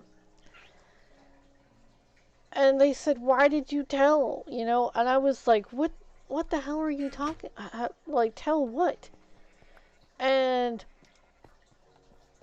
the the the mother was sitting there going, "Is this true? Is this true?" And I was like, "Well, yeah, it's true." And they were like, "Why didn't you tell me?" And I was like, "What do you mean? Why didn't I tell you?" I told her what he told me, and And she was like upset, and then she understood. She was like, okay.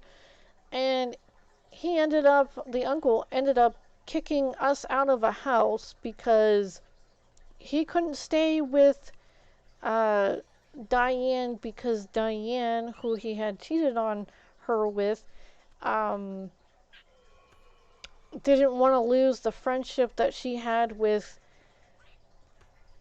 And I mean, it's kind of comical. Didn't want to lose the friendship she had with, uh, because they were best friends. And they had already lost that friendship. She cut all ties to her, and so he was left out on his own. So he kicked us out of our house because we were renting from him, and we had to move, and we were pretty much homeless for like 9 months. Yay, tense. But I've had easy street. Tell tell me again how easy my life has been. Tell me again how special I am. Holy F. I'm like so sick of people saying like, "Oh, you're privileged and your life is this and that, blah blah blah." Everything gets handed to these types of people. Oh, I hands are still open. Yeah, hey, but whatever.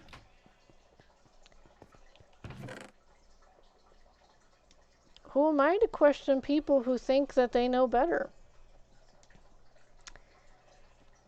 Hmm. So, fancy, I am not. Educated, little bit, little bit. Been through some crap. Yeah, yeah. Stories. Ooh, I have some doozies of some stories, but eesh, not many that I'm allowed to share versus as many as like people would believe. It's like, dude, when your own family member sits there and calls you a liar for saying that you have diabetes when you actually do, there's a problem in communication. I've cured it since then. Different diet and whatnot. Got the clean bill of health with that part. It was um apparently giving birth twice, giving birth once throws your body out of whack, and I was unable to take certain forms of certain things, and it would spike my insulin, and um, it wasn't cool. And then the second time, it mucked me up even more, and I wasn't able to eat certain things that I could. And with a semi-proper diet, I was able to get over that.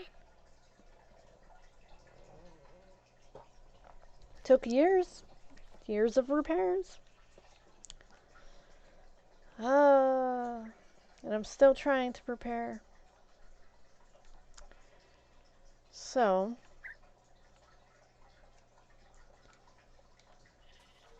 I think I need this here, and that over here. So I can throw another stack in there. So,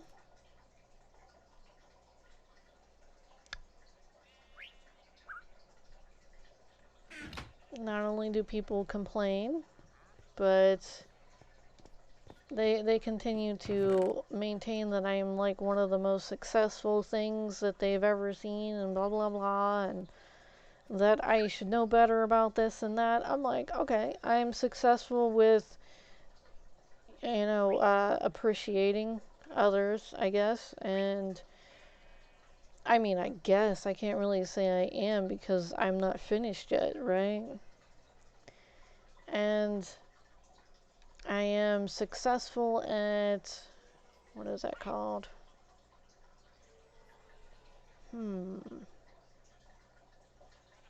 My reasoning skills?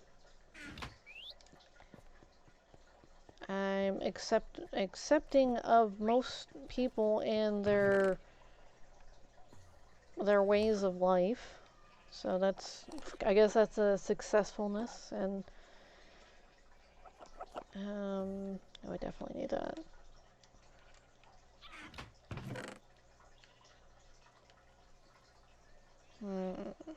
Efficiency 4.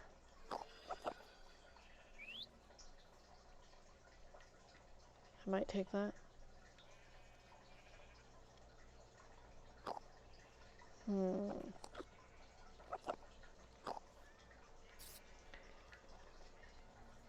It's like I don't have any room to throw some stuff down. I mean, I have plenty of room to throw it down, but like actually put down my armor just to...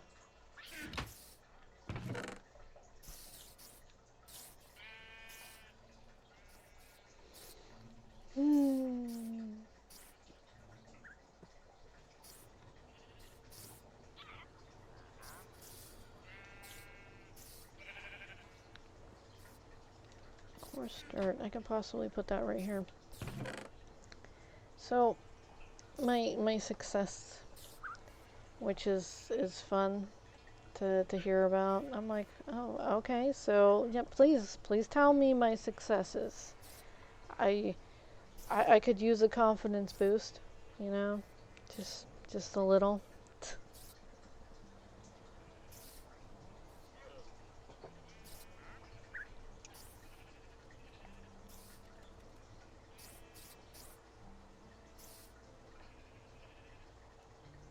Oh, I need to throw that down over here. Oh, am I not putting that over here anymore? Where did I move it? It's interesting. I'm totally gonna throw that down right there too. Cocoa beans. Cacao beans. Maybe this is where...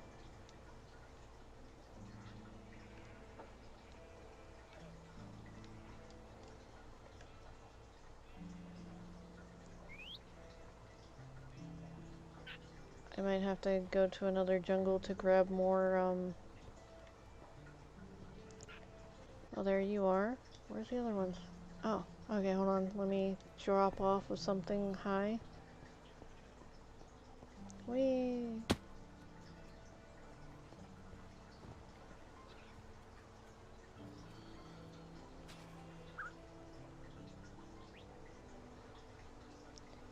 Am I not able to feed these? Anything? Really? Nothing at all? Well, damn. That kind of sucks. I'll have to look up that thing, though.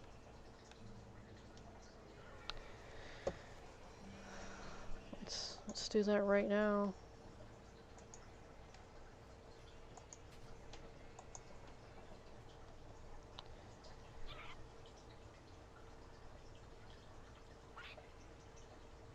What is that, parrots?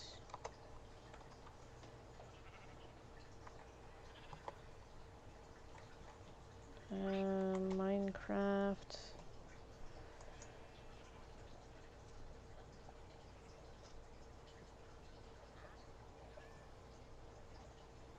Parrots are extremely rare to find. They have Alright, checking. Passive mob. Blah blah blah.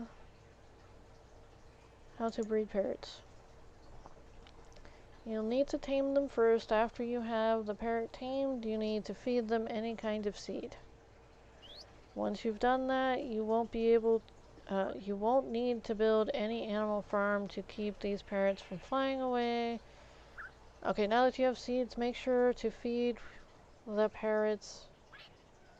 Once the parrots are fed, the love mode and a baby parrot will spawn within seconds. Feed them what? Just regular seeds? Because it's not allowing me to.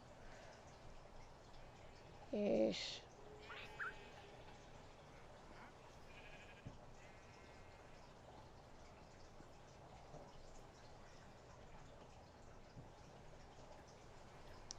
Alright, maybe you might be able to make sense of this.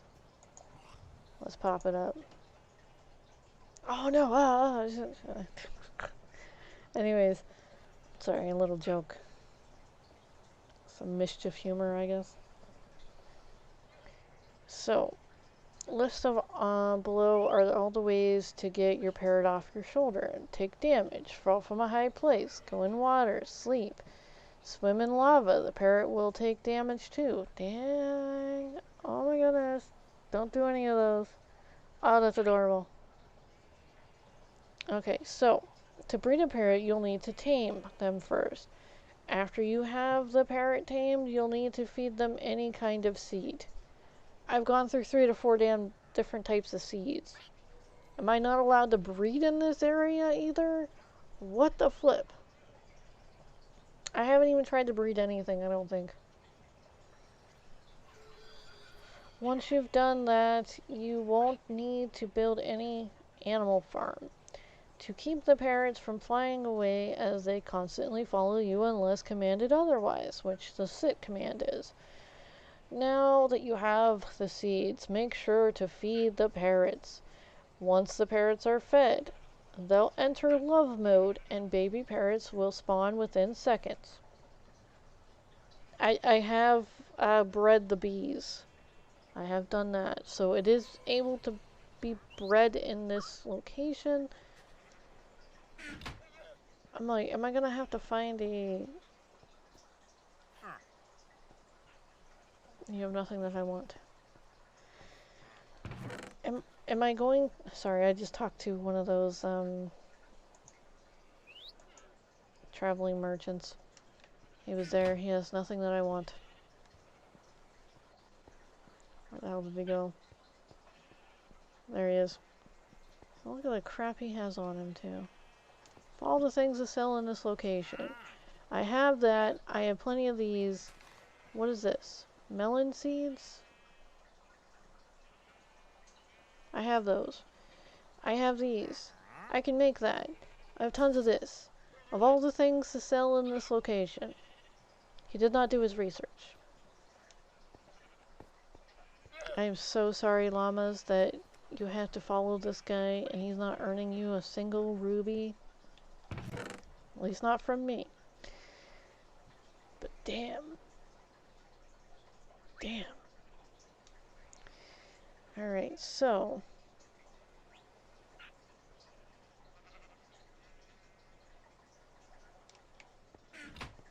Oh, you're so cute.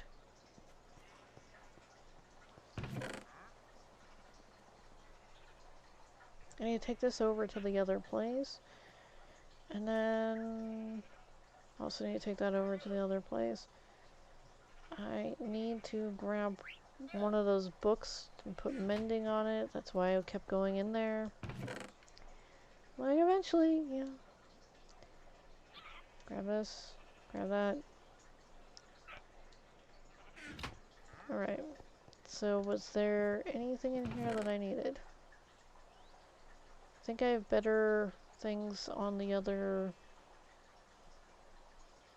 And breaking. That's a nice one, actually.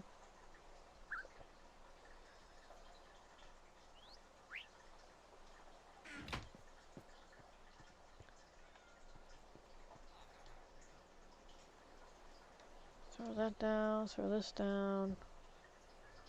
Wait, I was going to combine different things with these things. Okay, so I wanted to make sure to save with my experience points. I was going to combine books and then see if that going on to one of those damn things would be more beneficial. I'm still putting that on. It's like, dude.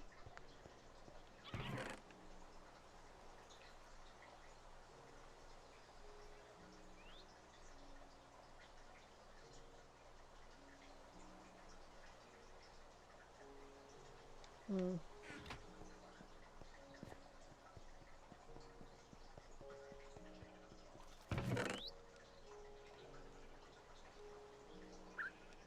Silk touch, mending, and efficiency.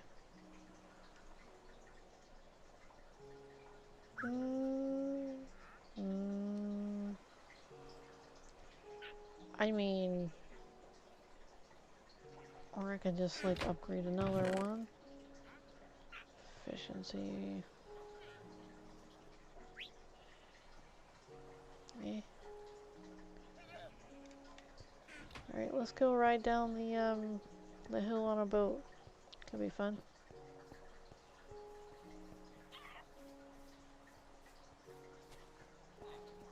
Excuse me.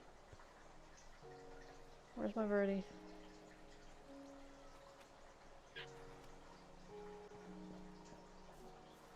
Oh, there you are. Flip.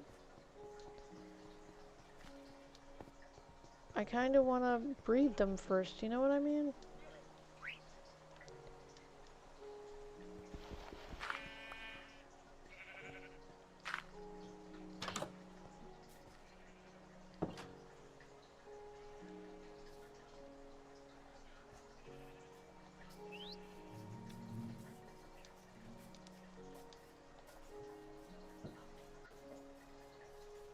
It said seeds. Any seeds.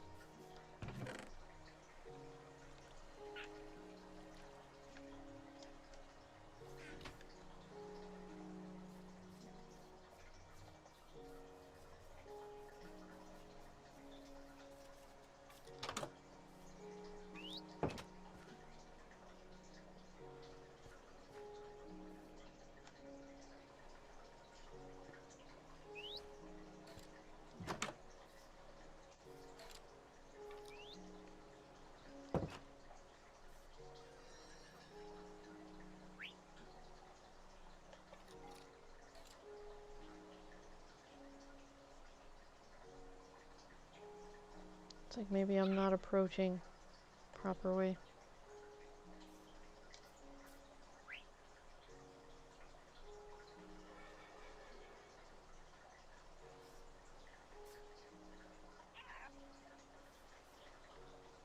Alright, this is aggravating.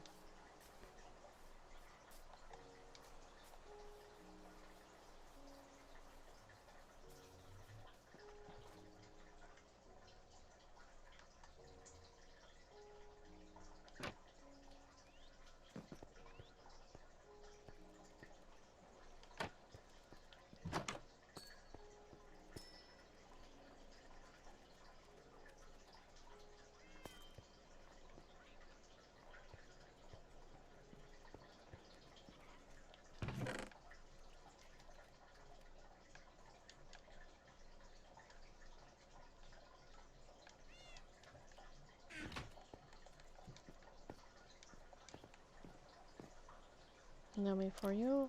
Nummy for you.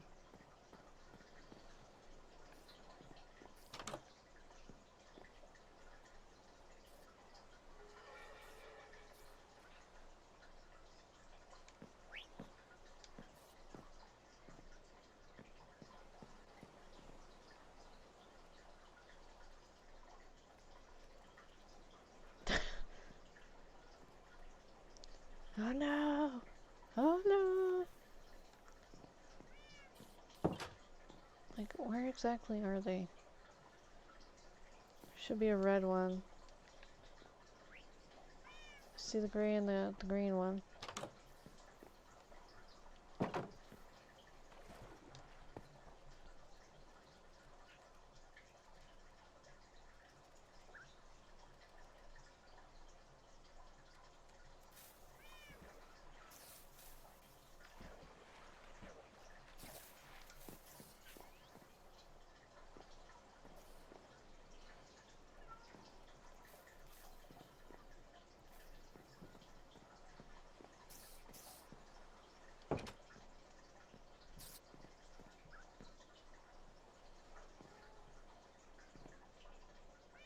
Hmm.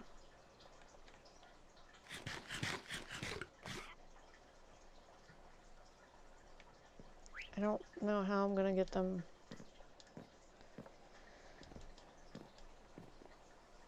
They said sleeping does get them off, though.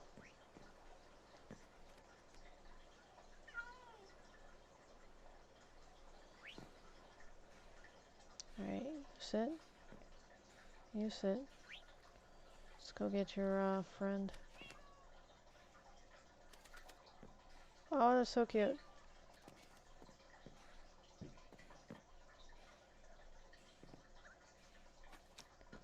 It's a bit weird. Oh, they're dancing. Got it.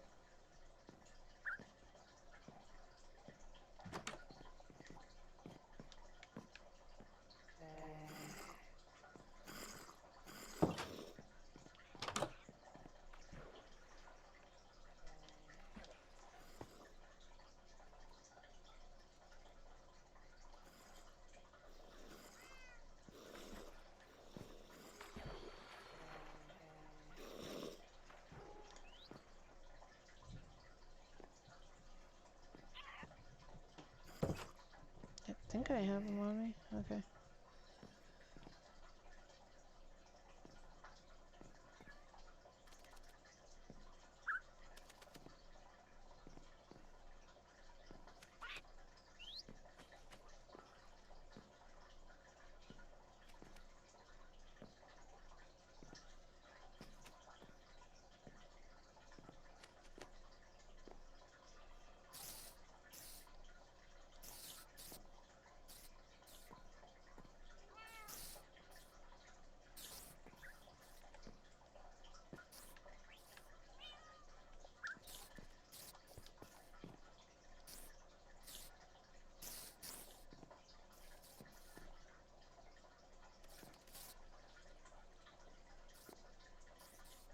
Oh, that would have been so cute if I could put them on there.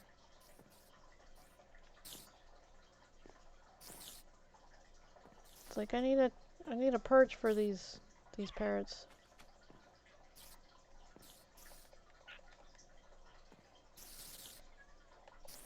Can't feed them.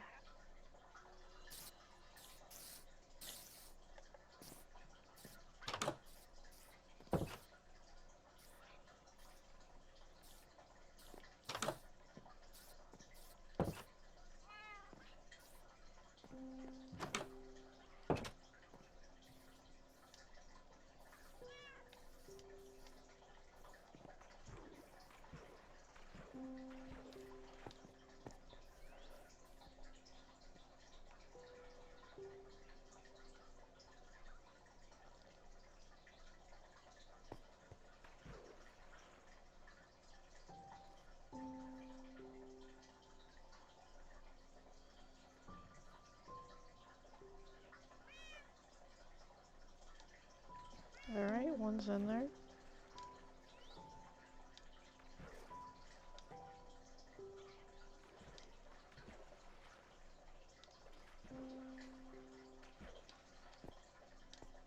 Now where the hell are the other ones?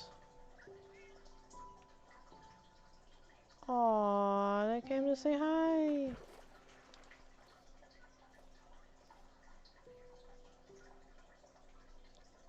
Yulia.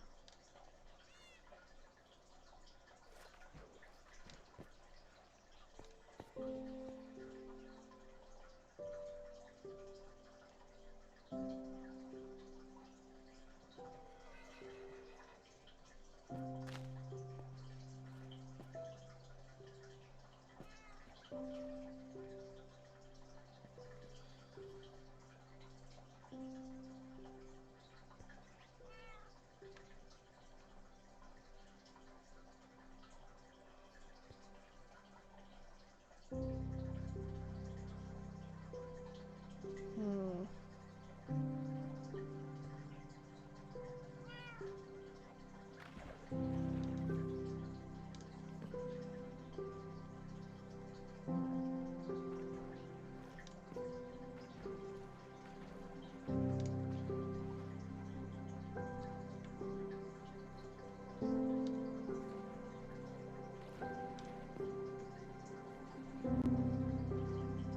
I know they're gonna be safe right here. Look like they're dancing to the music too. That's cool.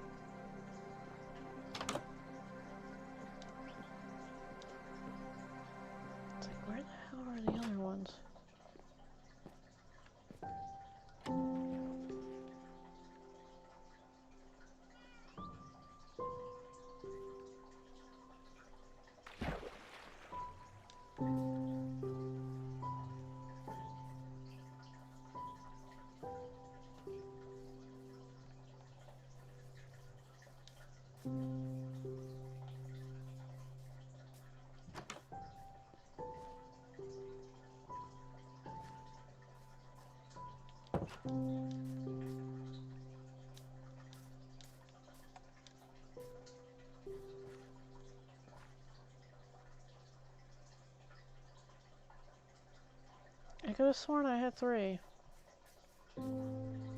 Did they end themselves? What the hell's going on?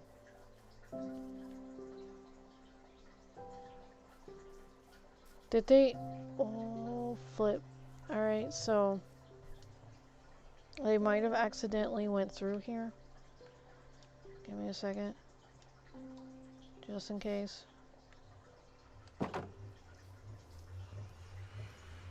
See if we can't get them back really quick.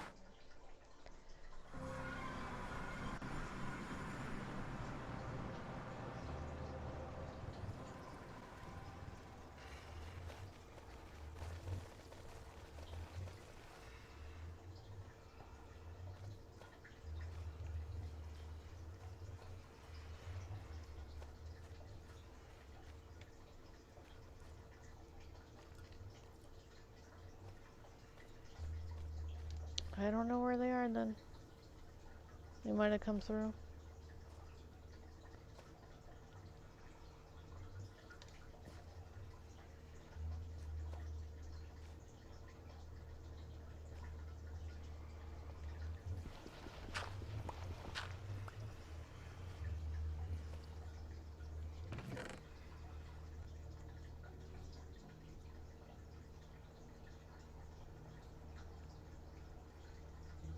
Only power 2.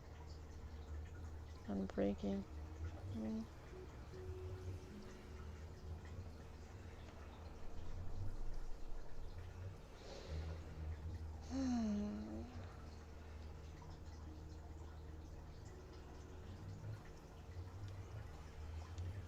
Wait, I think I left some of the bones there for fertilizer.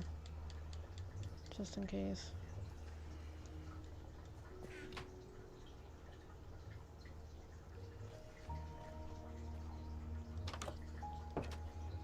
That's why I covered the thingamajig. So just in case the little ones tried to get in. Alright, let's go back. See if they're back over there.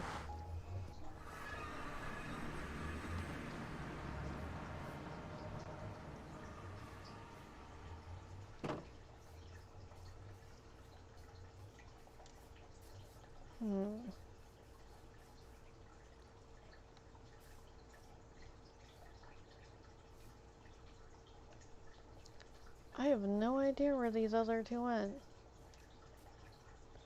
The watermelon's here, but the one with the chains and the one with the I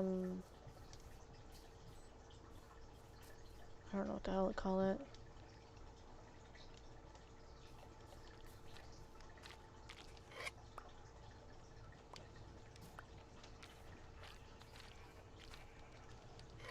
Oh, there you are. There's a change. Where's the one with the gunpowder? That's what it's called.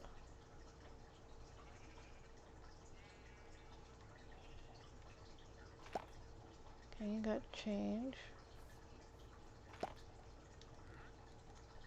And I'm missing one of those. You still got a change.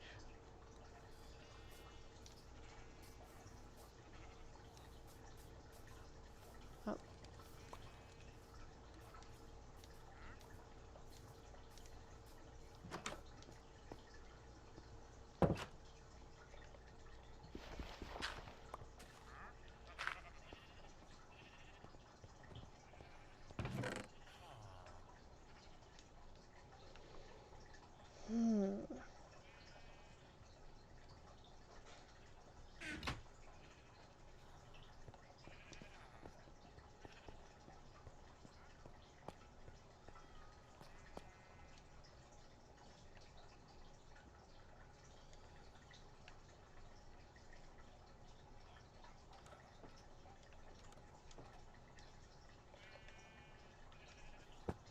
Ooh,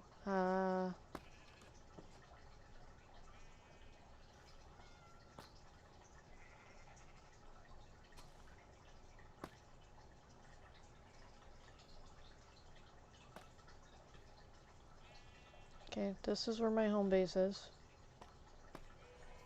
There was a desert-like area over here, but still gotta look in this area right here, because that would be semi-closer. Possibly, I definitely can't go down that way, but maybe this way? That way I could take them across the trek and go up from there.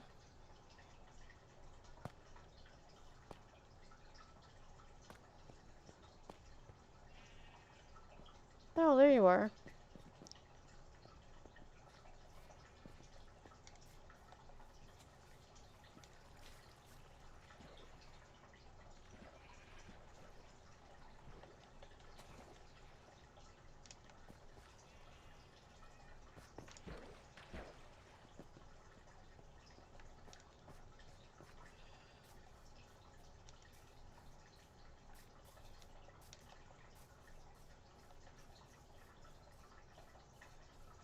Okay, see if we can get them to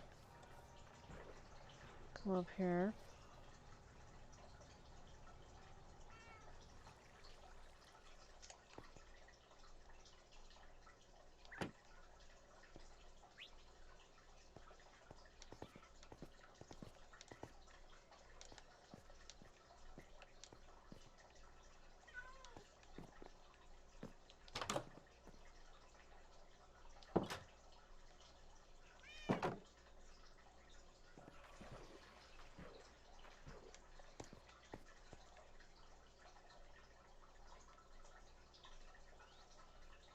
Alright, there's one.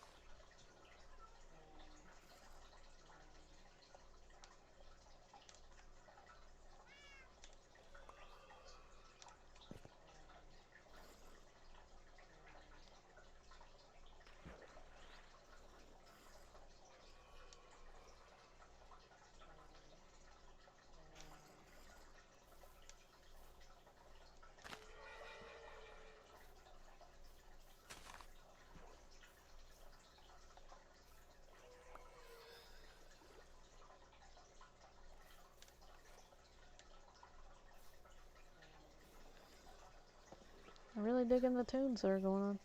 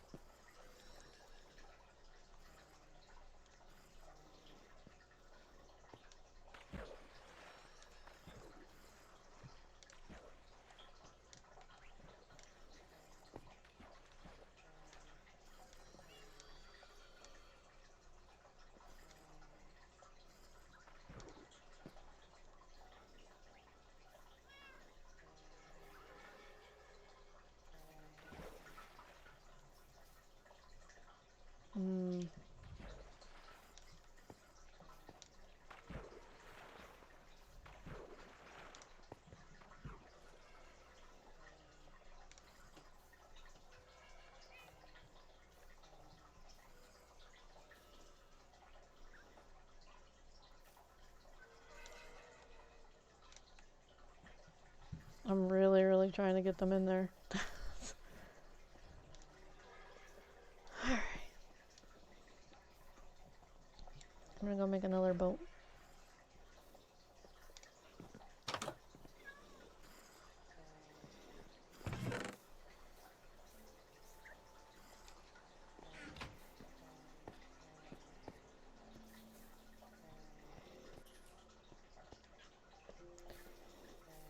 Okay, paddle and boat.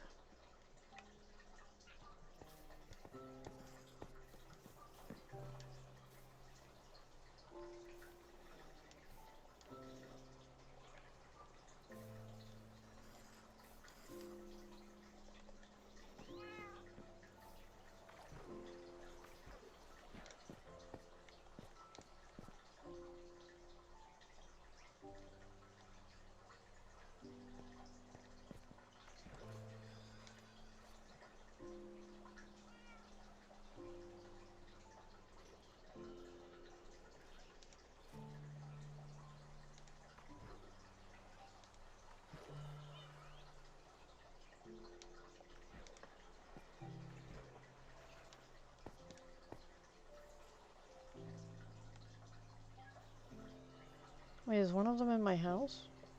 Oh, that's nifty.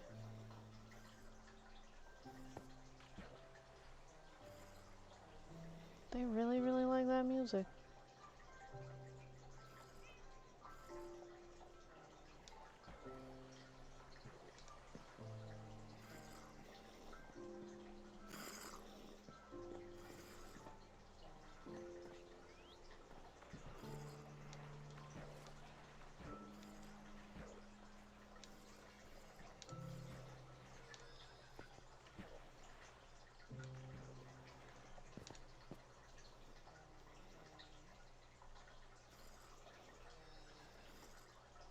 I mean, I possibly could put that right there in the...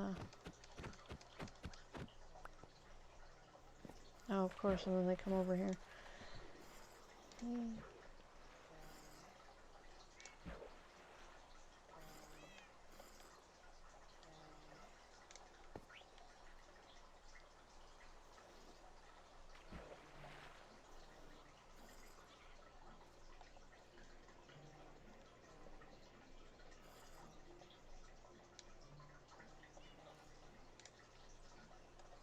Alright, one of them. Two of them. Good stuff. Oh, no, just one. Flip. Okay, two of them. There they are. Safe as can be.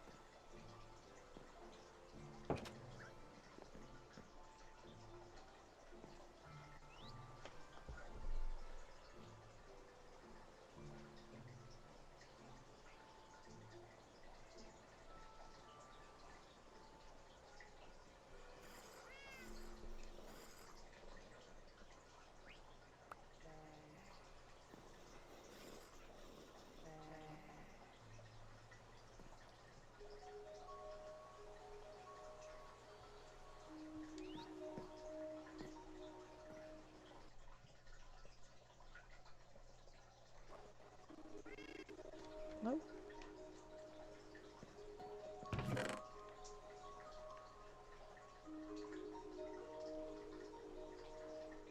That's pretty.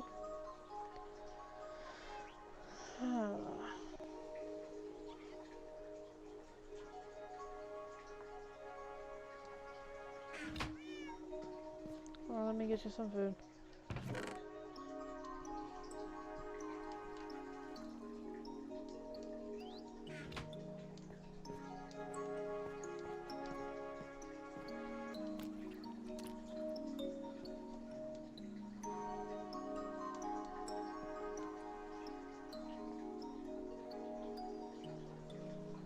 It won't let me. Aggravation. Well, I wanted to populate my jungle area. Maybe the birds would bring the pandas. That would be nice. But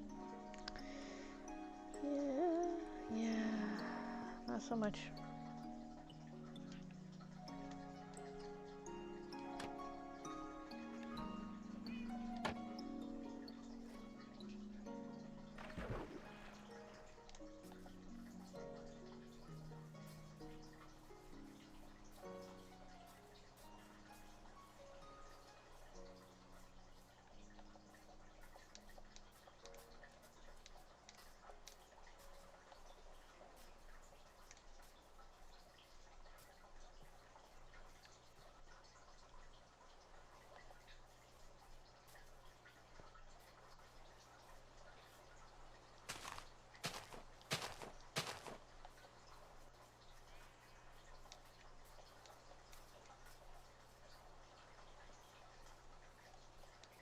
Alright, so far one of those sprouted. Other one did not.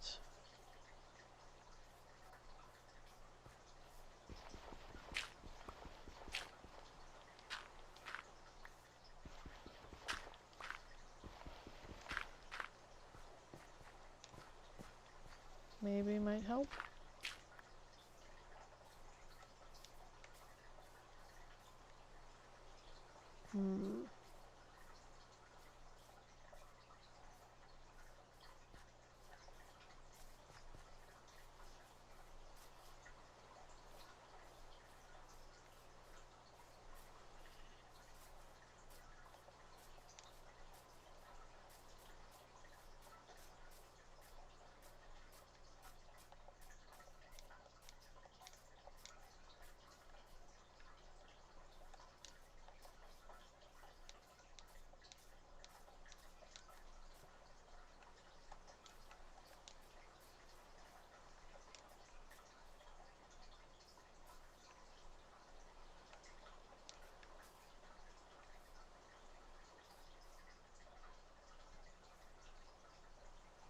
Looking for a nice spot to plant just one.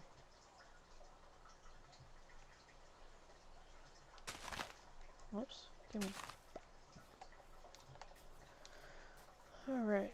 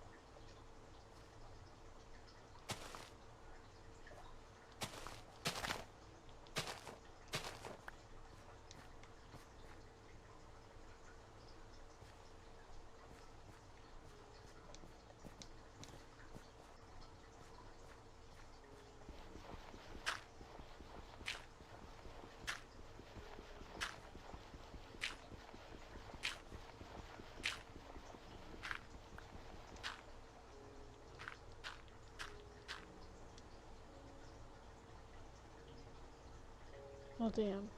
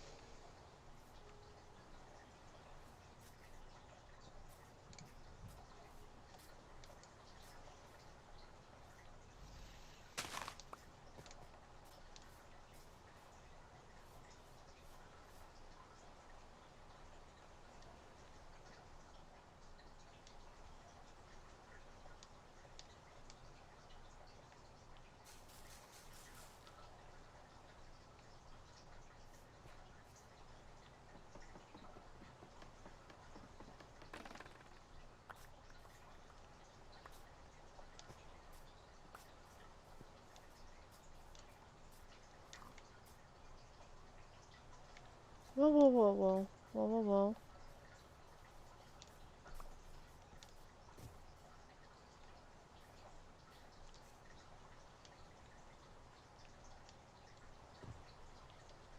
Come with me.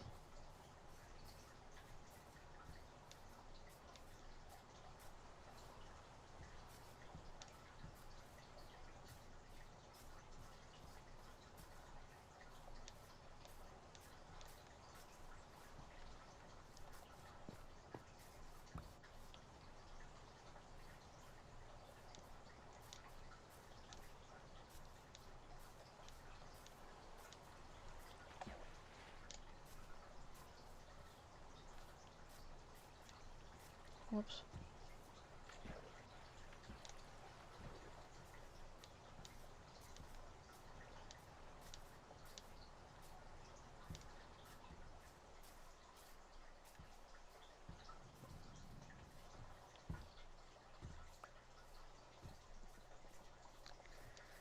Yeesh.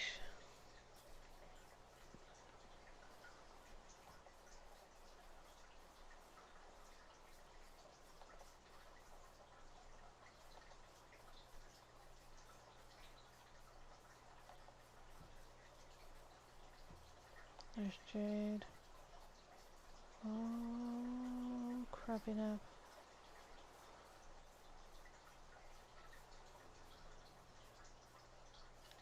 Jade, go get them.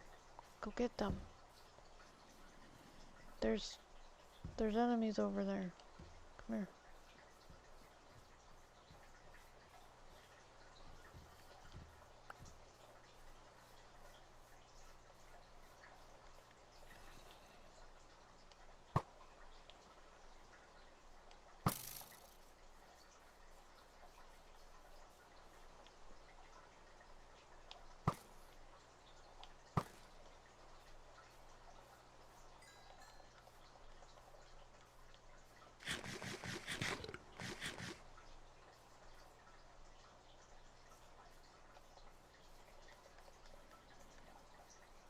No, see, the thing is, they don't attack passive mobs. They need your help over here.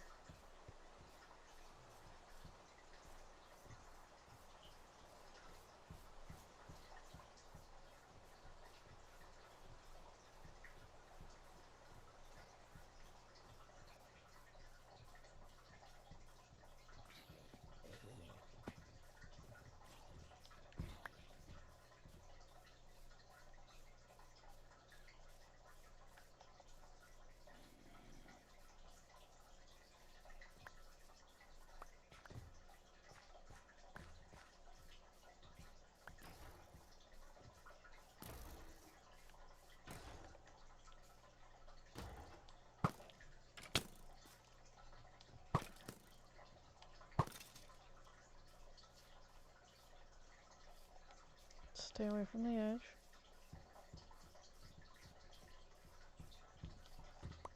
Thank you.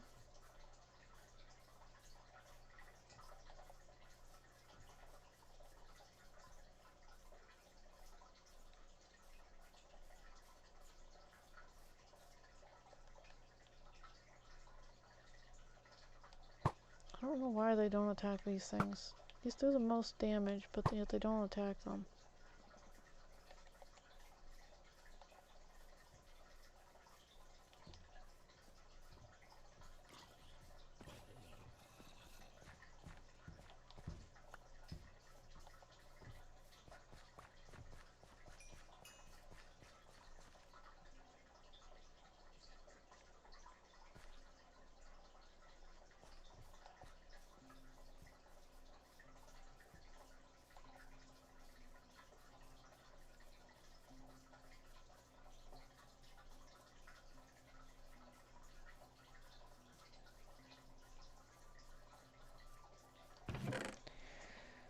Alright, so I'm gonna keep that here because I'm going to be extending the village.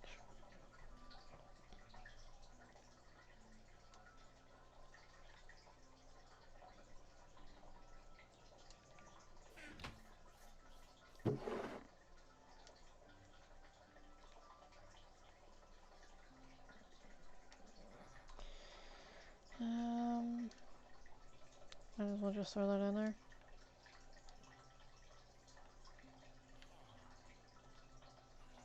I possibly need to take down a lot of that bamboo stuff. Oh look, I'm out of time.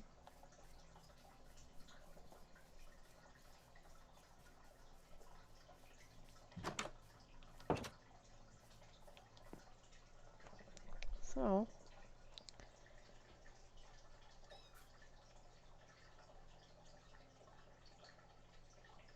that little meow sound like it was inside here.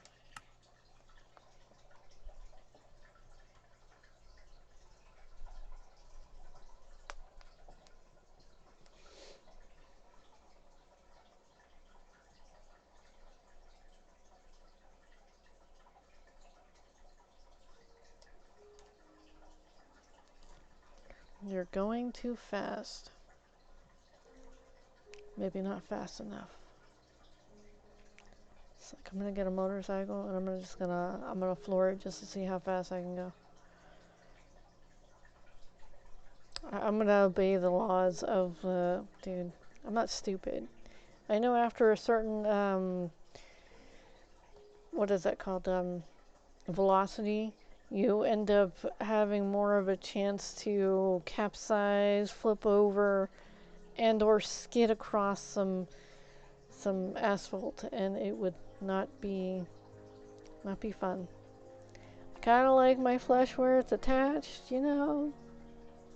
I might be selfish in that regard, but I kind of like my flesh attached in certain places where it is. Ah, the selfishness of me.